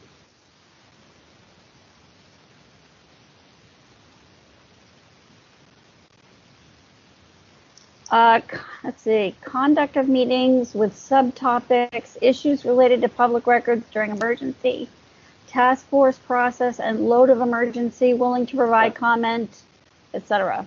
All right, can you slowly run through those again, because I'm typing them down for myself. Go ahead. Conduct of meeting. Oh, is this better? No, I can hear you. I'm fine. Okay. Conduct of meetings with subtopic. Issues related to public records during emergency. Task force process and load of emergency. And then he was willing to provide comment on whatever suggestions we had. Does that make sense to you? Yeah, no, he was, maybe I'll ask him if he can unmute himself and repeat that. Okay. David, is he there? Are you still? Victor, is David Pilpel there? I believe he said he had a meeting at 6 o'clock. Oh, at 6 o'clock. Yeah, at 6 o'clock. Okay. All right, well, we'll listen to the playback, and I think a lot of it overlaps. That just reminded me of one other item that I think is really important. And that is monitoring and enforcement. When there is these orders and a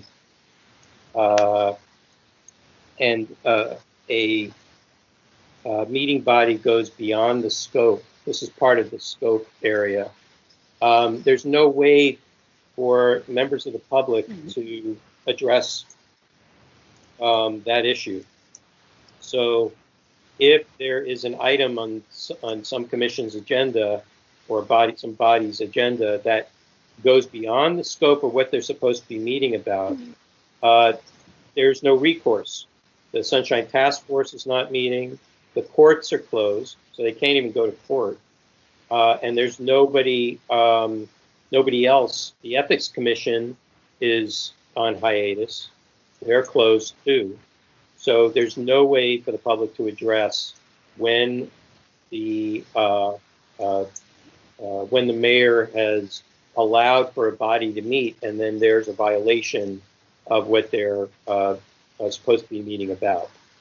So some of the advice I've been getting around this is that the Sunshine Ordinance Task Force is that monitor.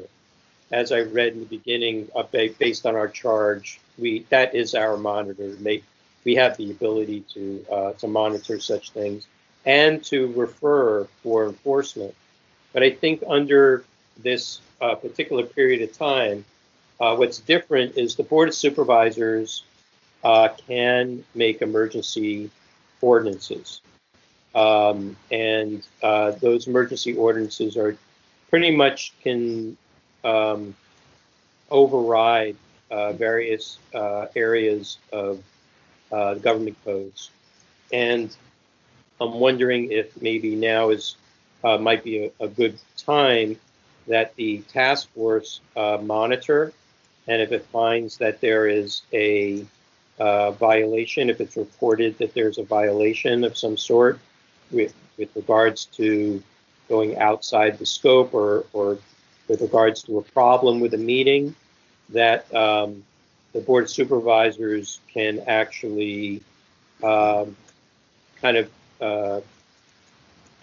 roll back that meeting, nullify that item, force it to be postponed or tabled or continued until after the either it gets repaired, the issue gets repaired, or if the item is not essential, that it be continued until after the shelter in place has been lifted. So, what do you think about that?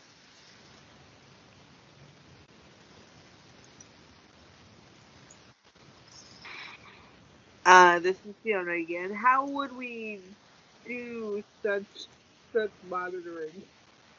Well, it would have to be somewhat on a complaint basis. Oh, okay. But part of this has been some of the issues that have come up over the years, where something happens in a meeting. Take the police commission meeting with the taser decision.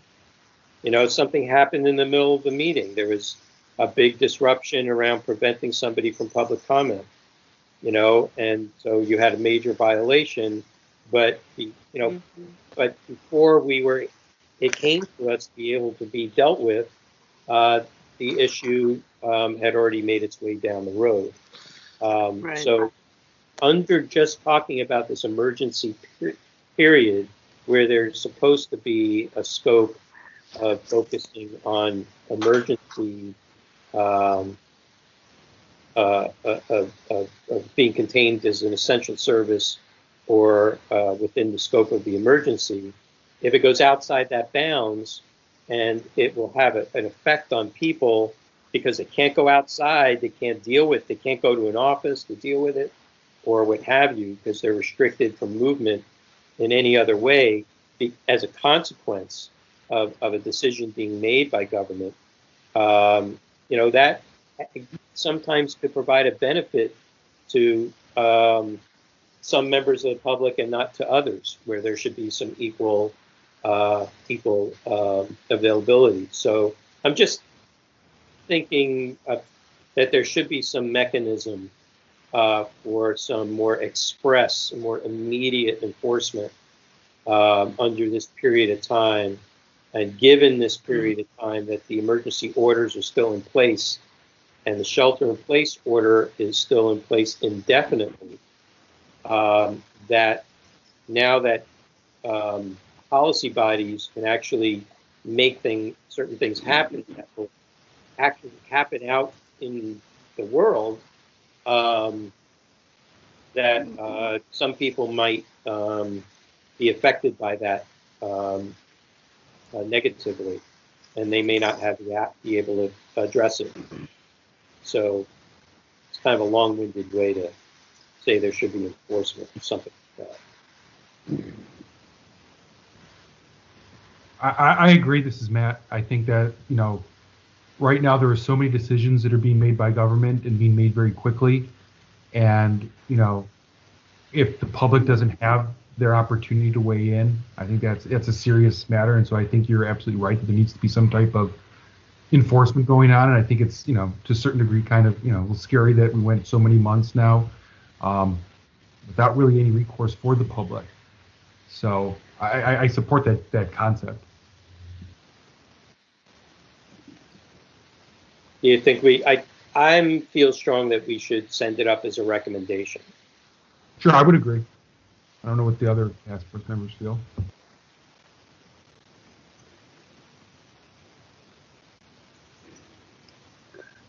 Anybody else?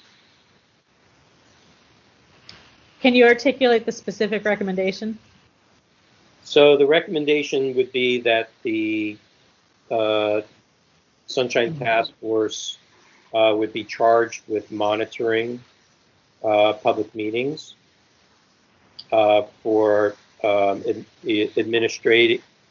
implementation and administration of the Sunshine Ordinance, and the Brown Act, and that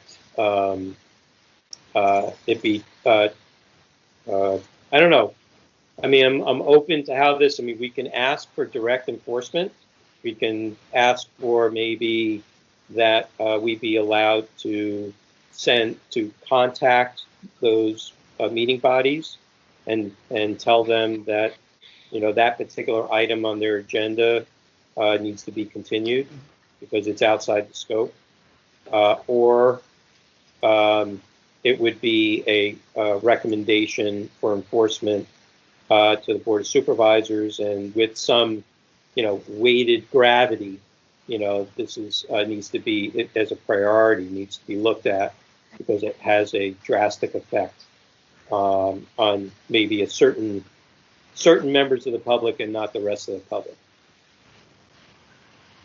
This is Lila again. So, sorry, go ahead. No, go ahead. Finish and then I'll go. So, Bruce, in order to follow through with this, are we, is the task force committing then to reviewing agendas for all public meetings so that how are we going to do that? Well, like I said, it would be more on the complaint basis. So if you have members, so we're not going to preemptively do it. Okay. Right. I mean, for instance, you know, if there are only so many seats for public comment, it's not like unlimited. And so let's say if they decide, if there isn't a standardized platform and they use some platform that only allows for, say, 750 participants, and you have 1,000 people that want to do public comment, okay? And then you've got 250 people that complain that they, you know, because of the technology, that they were, violated of their rights to be able to have public comment. You know, that would be something by complaint can come to us, and we would, you know, we would have to figure out a process to immediately address that.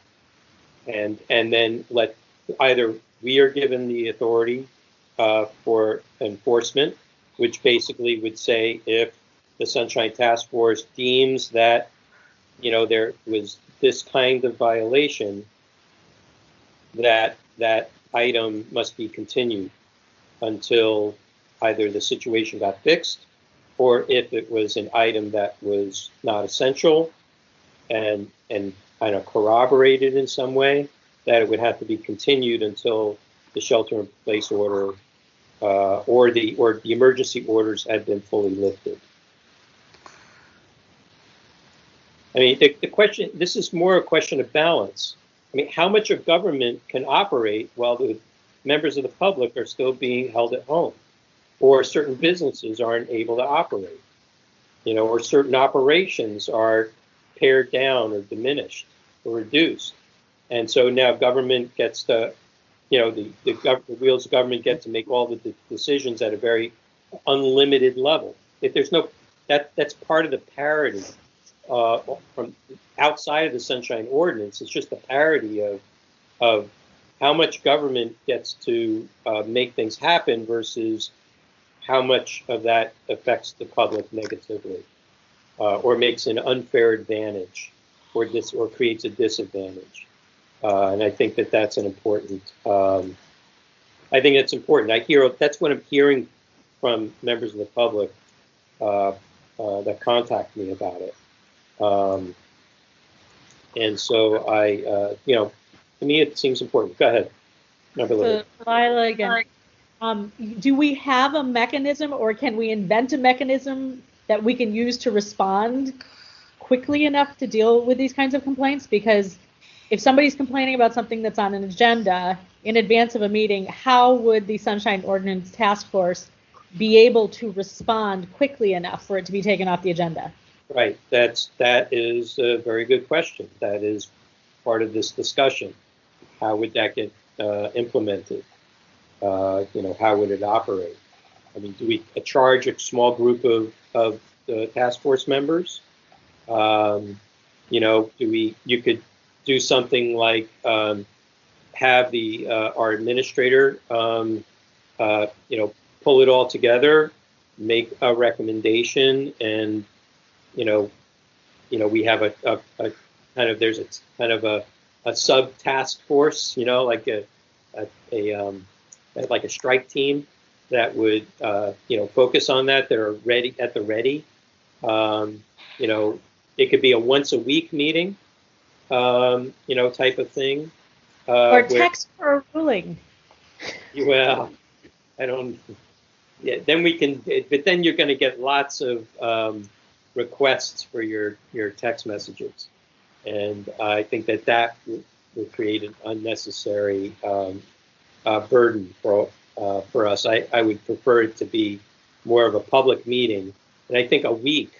I mean, let's put it this way, you look at how many commissions meet on a weekly, bi-weekly, monthly basis kind of thing. I bet you if this small team, or even if the whole task force were to meet bi-weekly, one meeting per month could be on regular, whatever we decide to be a regular agenda, and the other meeting could be picking up on this monitoring, and we'll do some monitoring for each one. So at least every 2 weeks, there'd be some ability to review these items. I don't think that would be objected. It would be objectionable to the Board of Supervisors.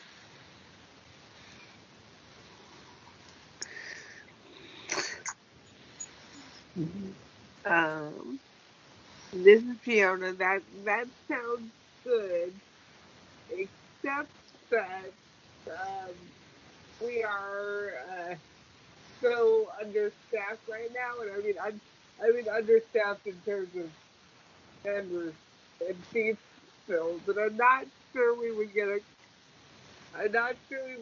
quorum every other week. Well, that's why I was saying it could be a smaller group of people, and the enforcement. I'm not looking at enforcement being like penalties and things like that.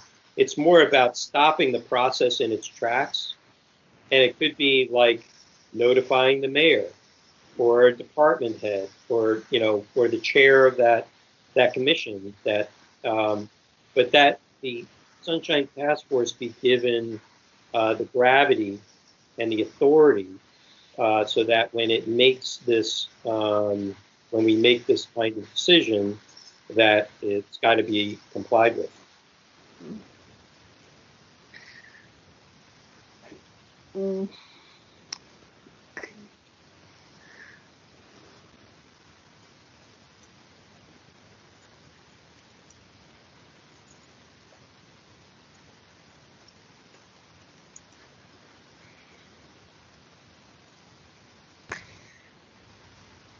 This is Matt. I'm just wondering if we could perhaps do it on something like an ad hoc basis. If the administrator were to receive some type of, emergency complaint along those lines, that Cheryl could just see who, send a note out, and if we could just do a subcommittee of at least 3 people, the first 3 people who can all, meet at a certain time, that small group, because I think Fiona's probably right that trying to get us all together that frequently might pose challenges. So I tend to think that the subcommittee type group idea may be more effective. Okay.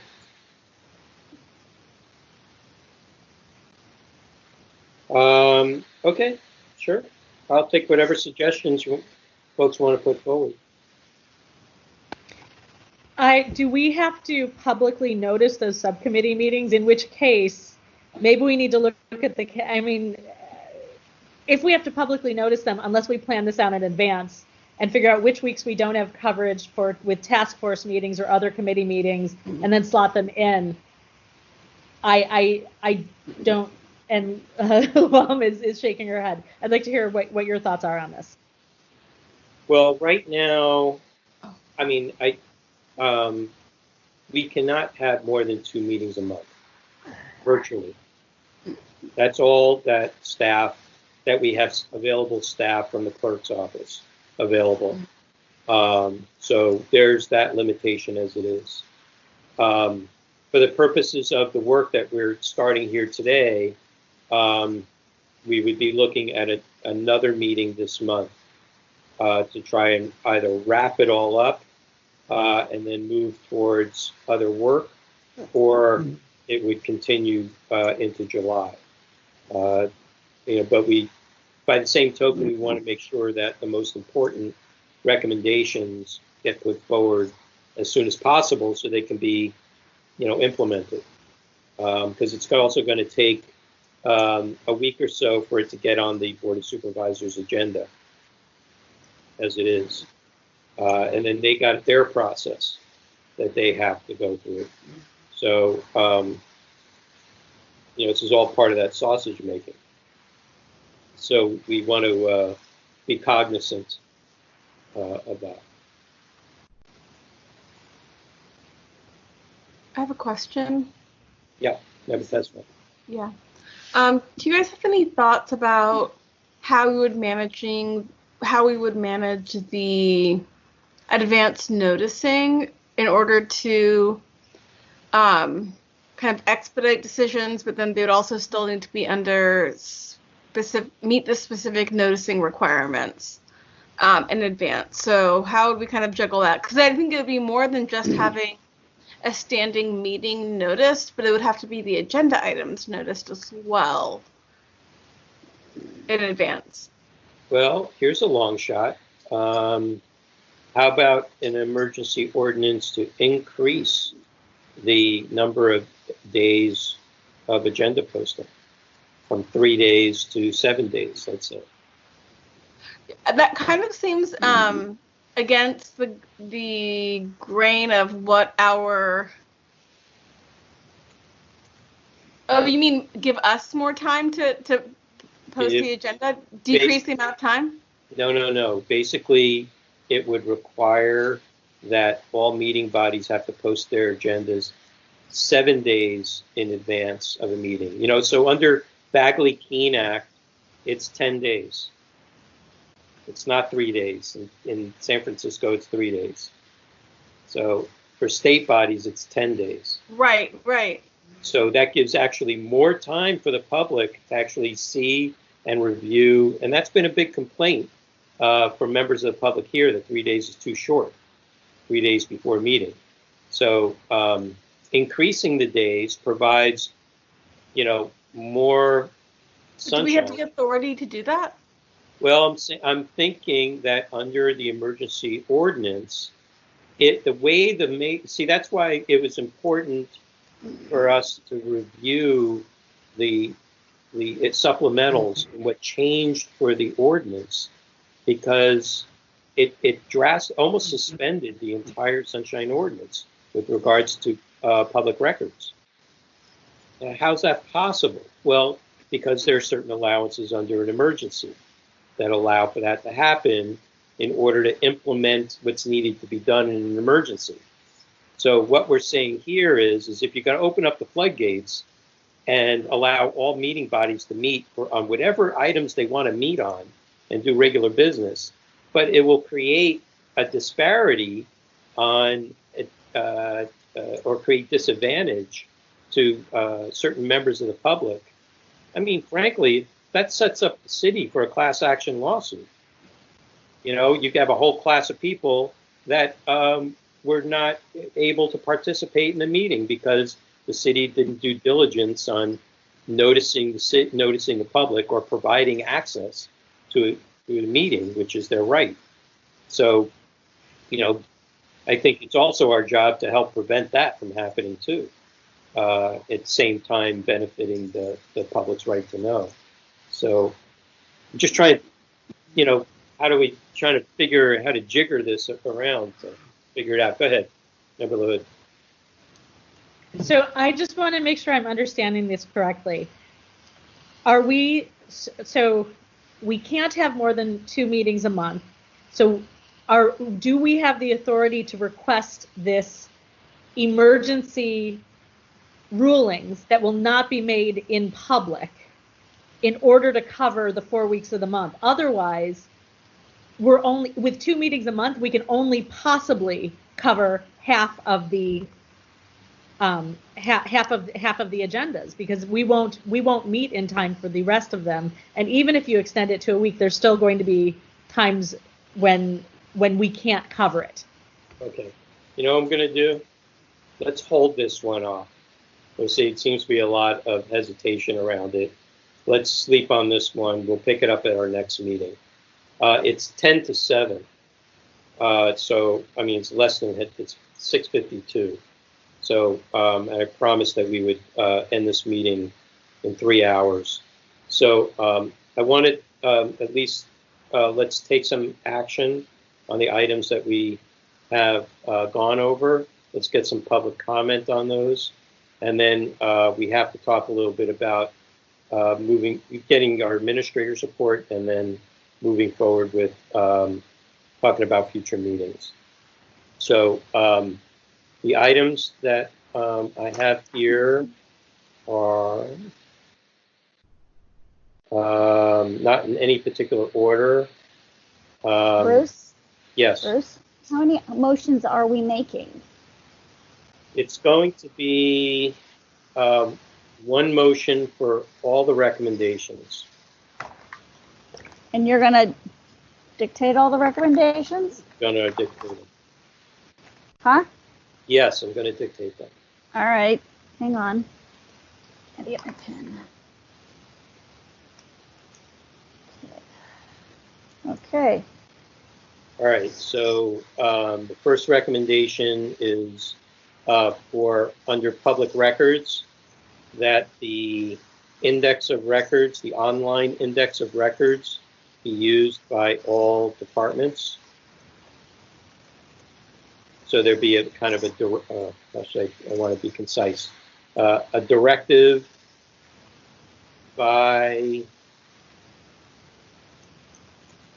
the Board of Supervisors and the mayor that all offices in their stead to use the index of records to post public records to the fullest extent that they're able.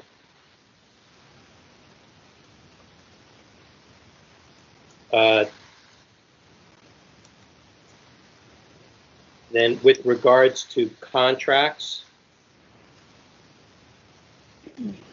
that 6724E be complied with. Hang on. Sure. Regards to contracts, 6724E. E be complied with without exceptions. Mm-hmm.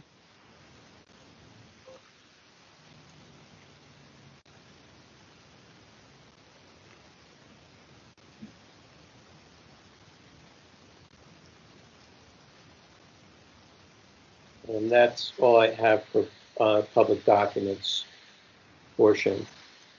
Moving to public meetings, not in any particular order. Require American Sign Language interpretation for all video live and recorded meetings.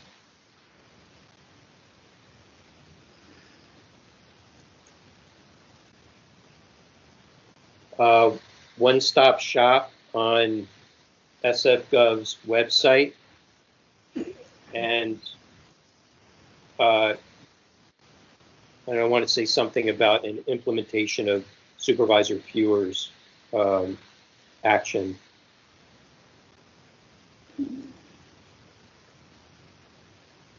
That's what it her action referred to that. Including for that to direct the Board of Supervisors and the mayor to assure that there's a daily calendar of meetings with direction to agenda and supporting documents.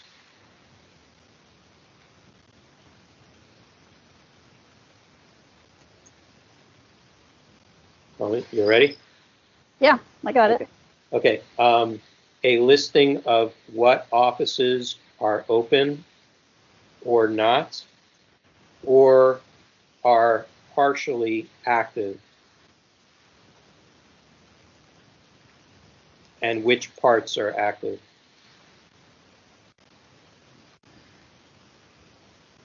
Use the Board of Supervisors agenda template.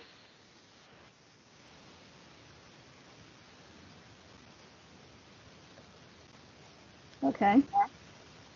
And meetings, public meeting announcements on every homepage of every office that has carries on public meetings. Hang on. No. That's the best way I can say it. Use Board of Supervisor agenda template and public meeting announcements. And then what did you say? So a Board of Supervisor agenda template, that's one item. The next item is to publish public meeting announcements on every homepage for every office. Hang on a second. My computer's acting up.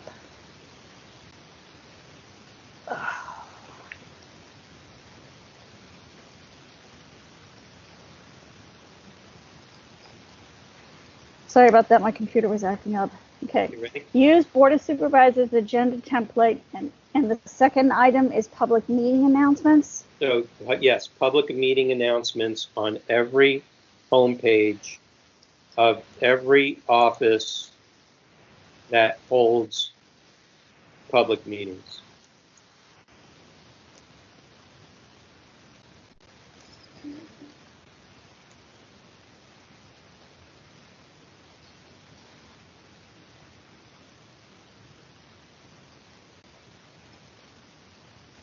Okay, and that's the end of that sentence? That's the end of that sentence. So, and then the next item underneath that, I think we should say something like all meetings must comply with state orders from I don't know how to say this. The governor's executive orders.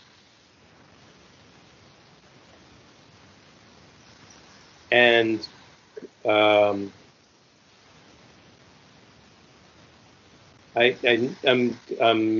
you know, help here with regards to complying with the Sunshine Ordinance.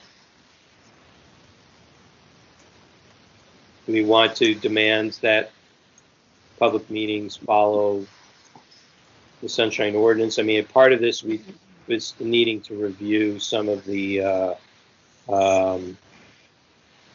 orders and the city attorney's advice. Sunshine orders as interpreted by the city attorney? No, because we're not quite in agreement with that necessarily, and even if they interpret the emergency order, we may not be in agreement with the order itself. All right, so all meetings must comply with the governor's executive orders with regards to complying with the Sunshine Ordinance. And then what was after? No, for the governor, it would be for the Brown Act. Complying with the Brown Act, okay. That was the Sunshine Ordinance. Okay, and then I want to say something about the Sunshine Ordinance. So I need a little help here.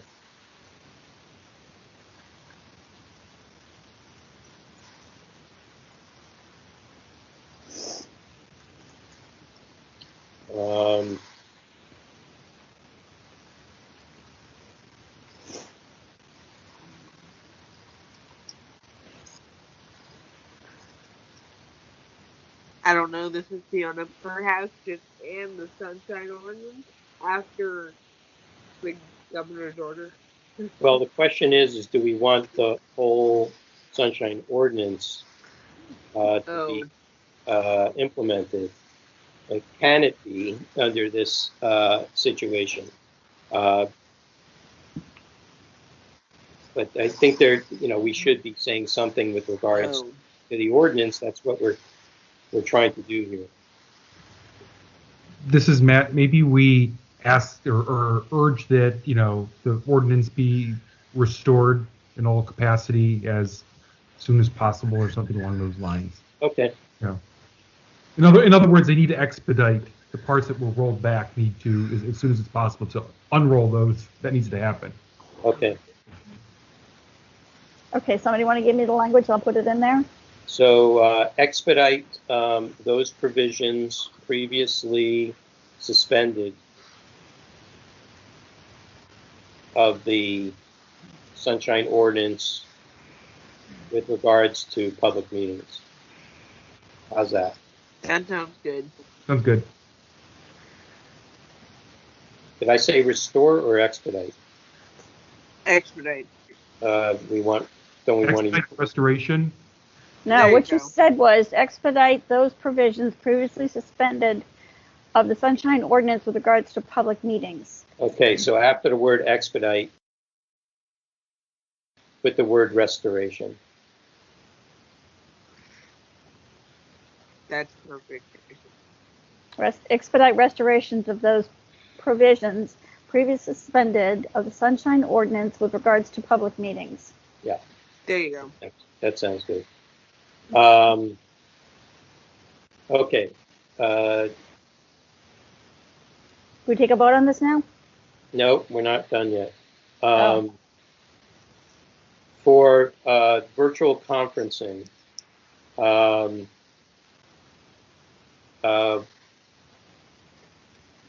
one standardized platform to be used by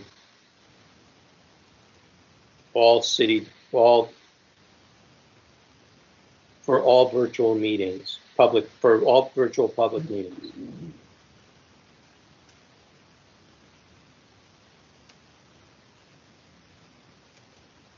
Okay. Virtual conferencing, one standardized platform to be used for all virtual public meetings. Did you want to say remote meetings? You put the word remote. I think it somewhat means the same thing.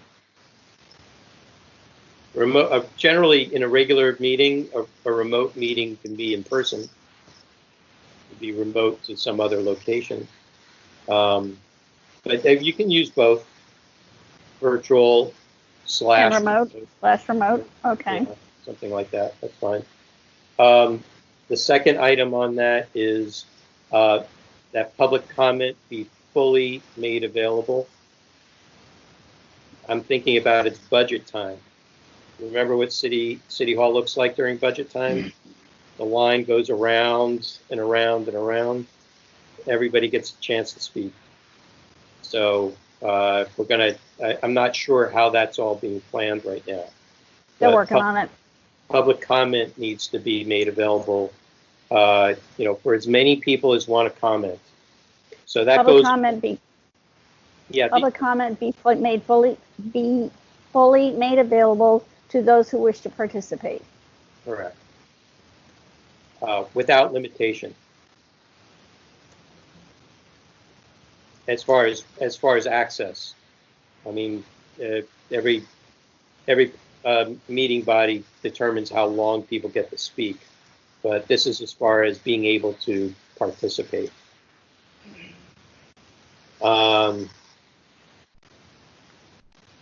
That the Also, there'd be full accessibility. Is another subject? Another subject for a virtual conference. Another feature would be accessibility, both for ADA and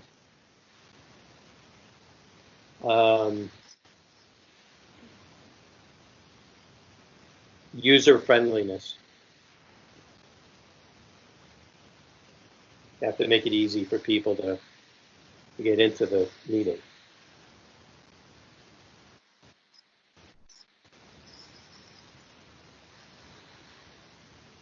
Okay. Then the next one is a new topic, digital divide. Divide or provide? Divide, D-I-V-I-D-E, digital divide.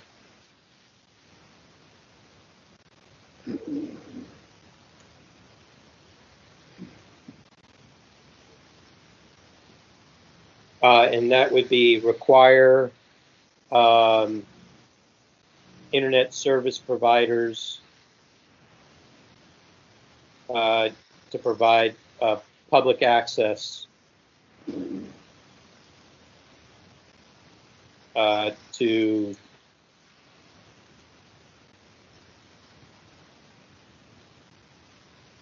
I don't know how to put this. Anyone who needs it, wants it? No, it can't be just that. It have to be in relation to accessing public meeting. In order to access public meeting.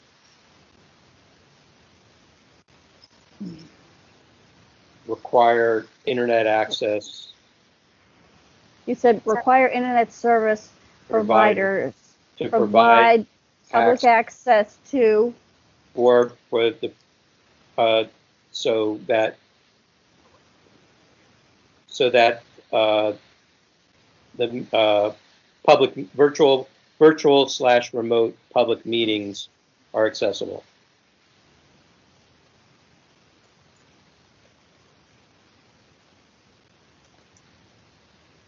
We have to clean up that, wordsmith that a little bit, but that's the concept. And let's see, the next one was the continuity. Did we say the continuity plan? Okay, so the next one is a new topic to direct all offices to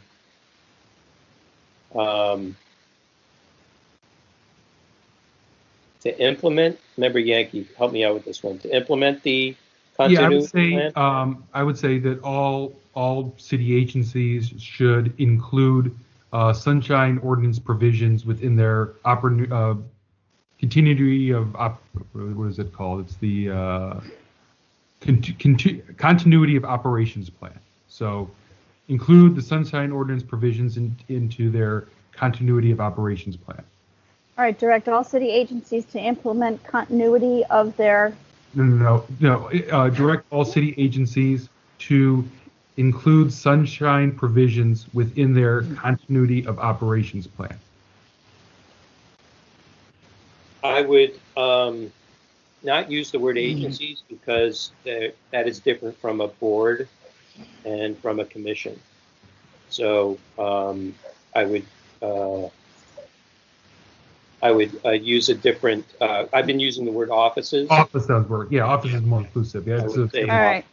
Hang on. Just because it's a bit of a catch-all for everything. Hang on. Direct all city offices to include sunshine provisions within their continuity of operations plan. Now, is that a requirement?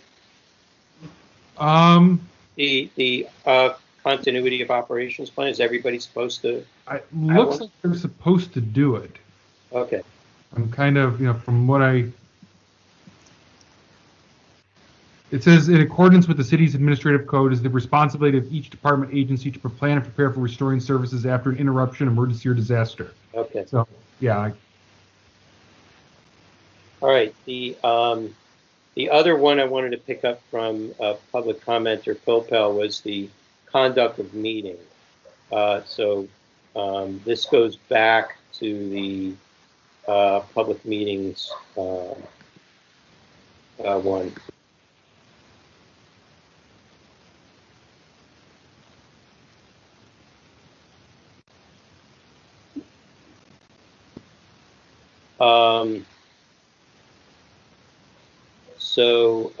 This would be, if the conduct of meeting is like what was the way I was conducting public comment. That people have a right to either say their name or not say their name when they come up to public comment. It's not a requirement, and we shouldn't be identifying people who are public commenters. Says there needs to be something about that with regards to the public meetings part.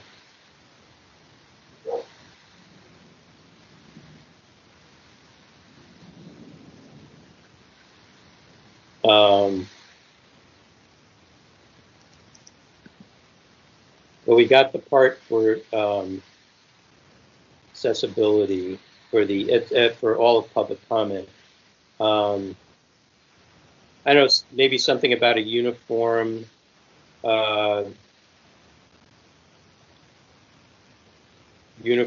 process that replicates an in-person meeting.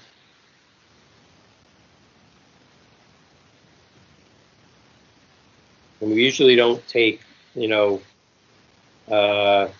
can just walk up. We don't assign like a queue of who is set to meet.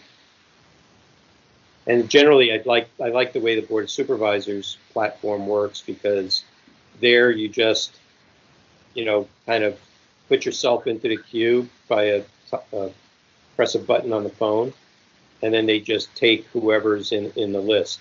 Okay, caller, you have 2 minutes, and that's all they have to say. It wasn't like what we had to do today. Yeah, that's what I was going to recommend. This is Fiona. Maybe we say something like universal adoption of the Board of Supervisors platform, or Board of Supervisors method of conducting public comment.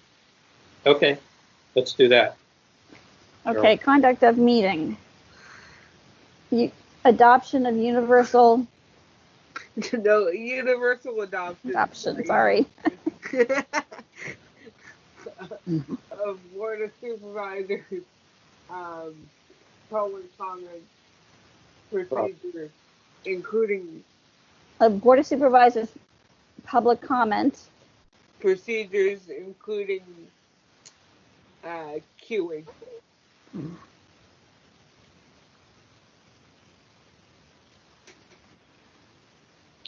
And I'll wordsmith that a little bit so that it's clearer.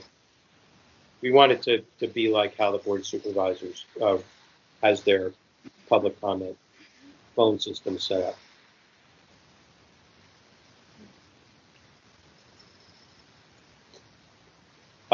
That's it.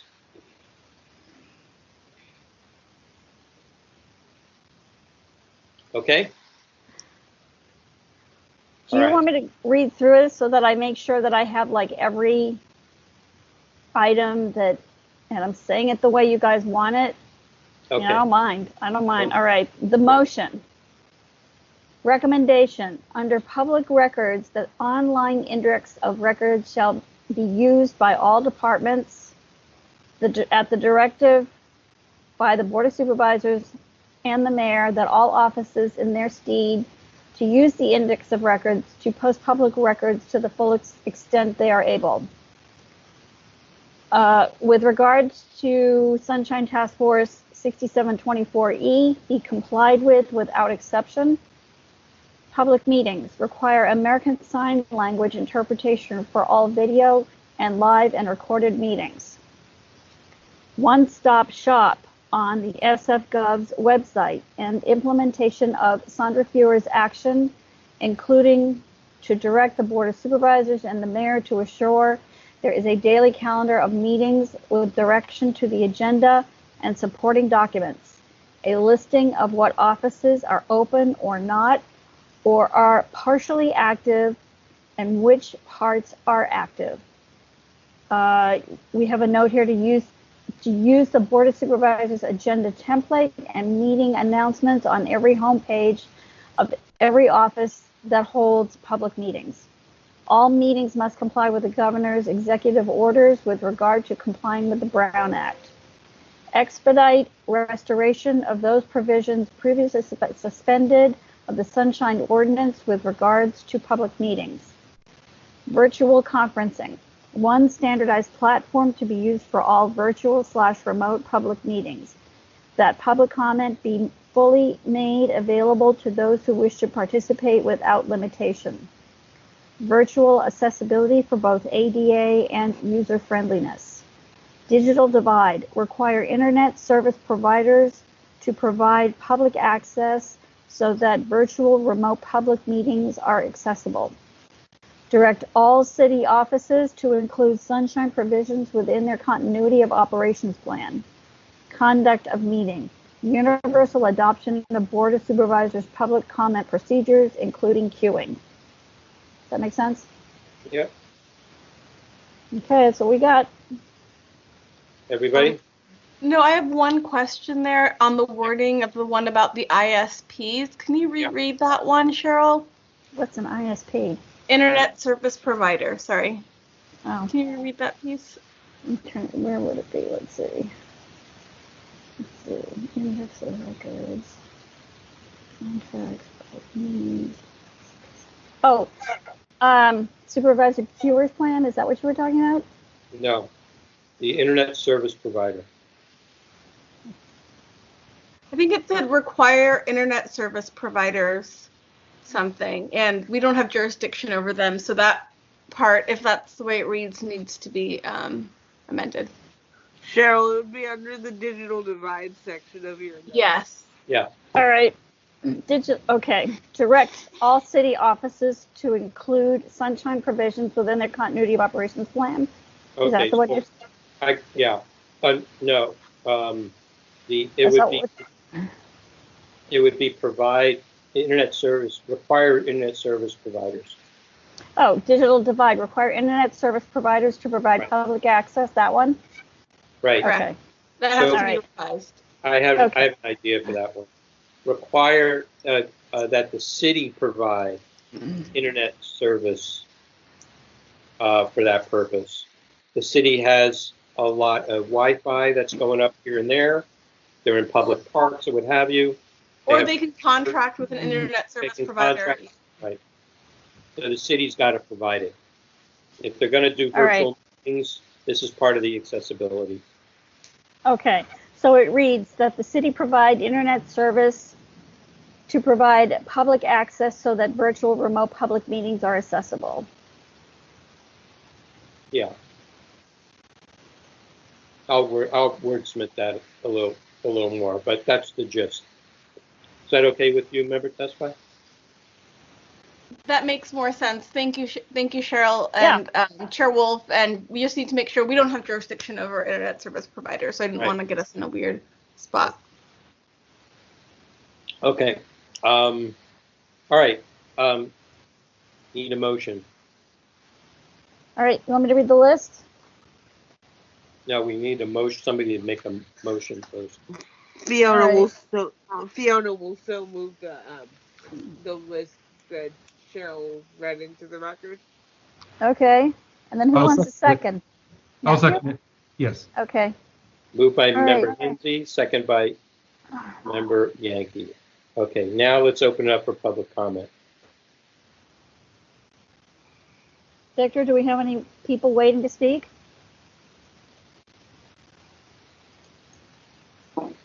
Okay, if you are on the line, we currently only have 3 people on the line listening. If you're online and would like to make public comment at this time, press *6 to unmute your line and state your name. We'll give them a few moments to press *6 at this time. No. Anonymous number 2 here. Okay. Okay. Hang on. I got to get the clock.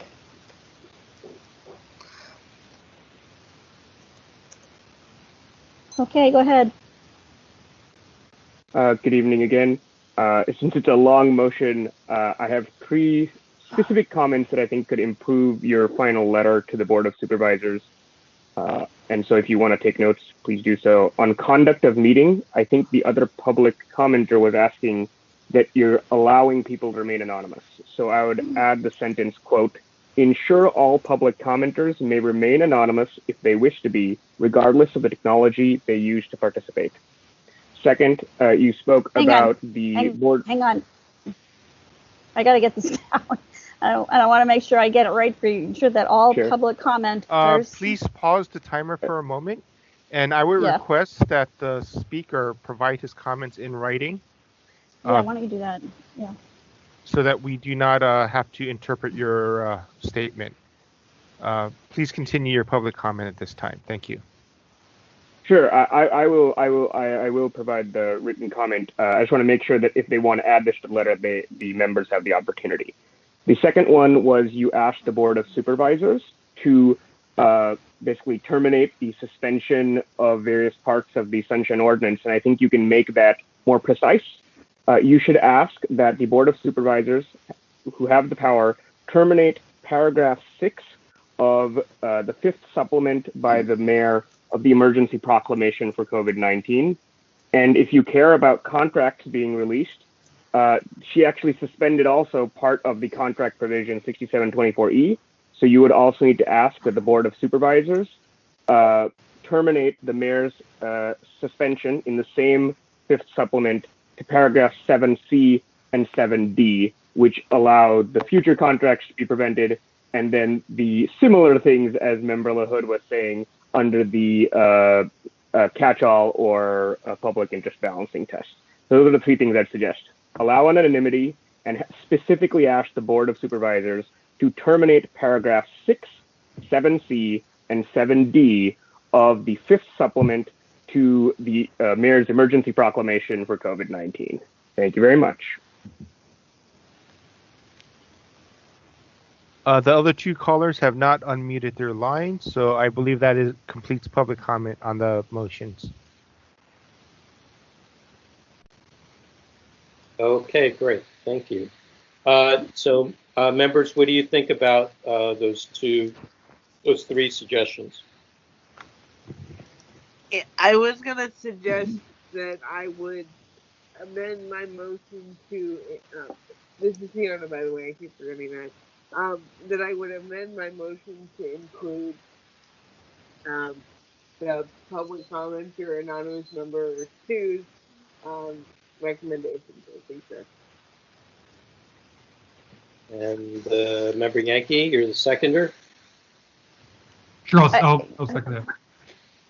Okay, I couldn't hear Fiona. I couldn't hear what you were saying. How do you want to amend it?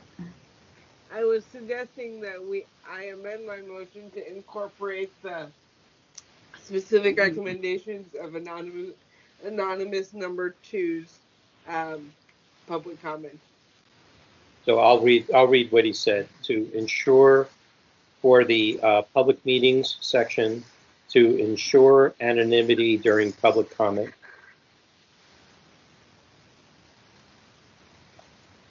And then under the public records topic, for the Board of Supervisors to terminate paragraph 6 and 7C and 7D of the 5th supplemental of the mayor's emergency orders or executive orders.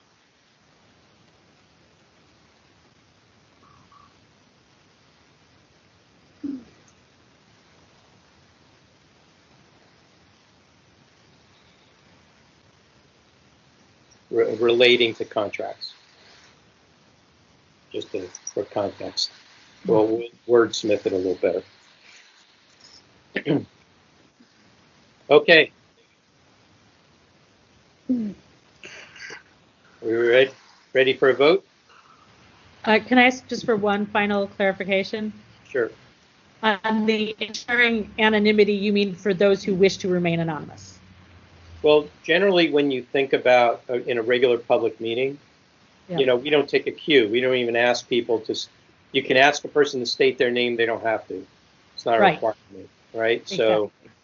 So that's what public commenter Pilpel was referring to in relation to how I started the meeting, you know, with stacking and collecting people's names. That's why we were suggesting using the Board of Supervisors method, because you just on the phone, you just click on number one, you just press number one, and you've now put yourself into the queue. Yeah, thank you for the clarification. That's it. Okay, got it. Okay. All right, let's take a vote.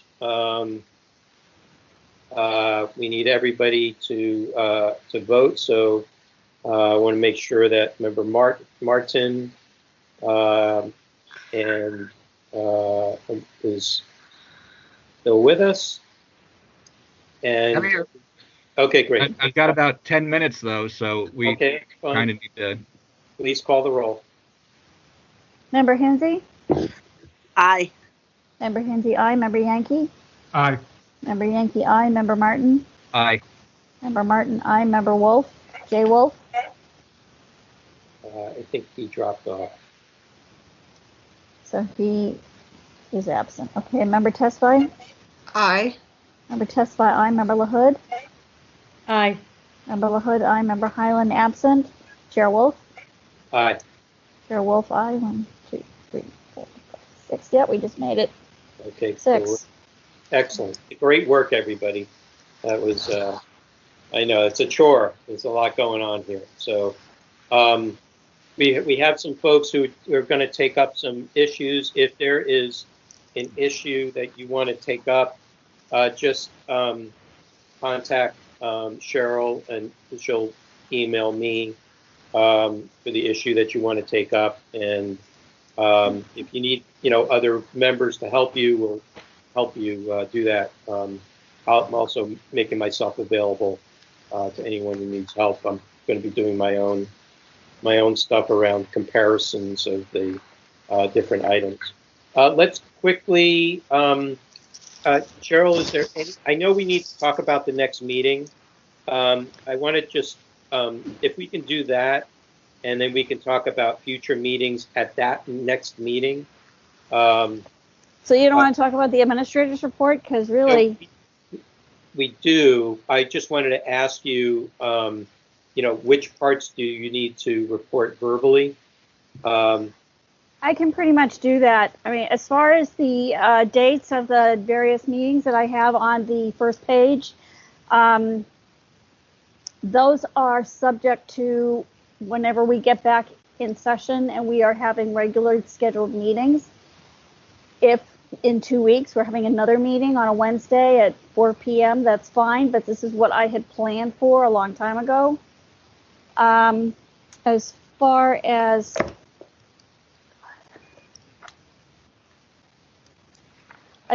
the cases, we've only got like 3 in May and 2 in April, and about 7 in March. And between the last time I published a report, we've had, and the current date, May 7th, I had approximately 285 emails. Victor would have to talk to you about the calls that he addressed, that sort of thing. I wasn't available until April 27th, but that is pretty much what the report says. Okay, just quickly, beyond the new complaints that came in, how many were still in the pipeline before we stopped meeting? How many were still in the pipeline? Yeah. Those are cases that came in after you guys stopped meeting. I know, I'm talking about the cases before we stopped meeting. Yeah. How many are still in the pipeline? That's going to determine our backlog. Yeah, hang on a second.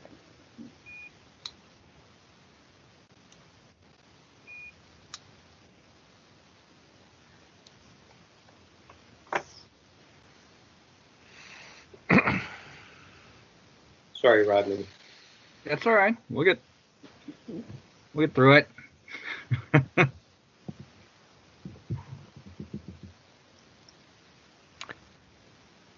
Looks like a large majority of them were closed or withdrawn for 2019. We still have a couple that Mr. Let's see, John. I think we're only looking for a total number, and I believe we have a total of approximately 73 pending complaints, and we received approximately 15 new ones before we went into shutdown mode. So we probably have about 55, 60 older complaints that we received before the COVID-19 emergency. Okay, that's what the number I was looking for. Okay, great. Okay, continue, Cheryl. We have a lot of complaints for 2020, I mean. Okay. We have a lot that have not been heard. We have some that were withdrawn, some of which are all withdrawn. Let's see, let me just count. I can just count. Well, that's okay. If we're talking about somewhere over, between 50 and 70, that's kind of what a ballpark I'm looking for. Yeah. With that. The next meeting, you said 2 weeks on Tuesday. You said. No, I said if we meet again 2 weeks from today at 4 o'clock. Okay. That's not on the schedule that I provided. I'd actually talked to Victor about this. I wanted to know if I should keep that schedule on the administrative report, and he said that it was a good idea too, so at least you would know what would have happened in the future.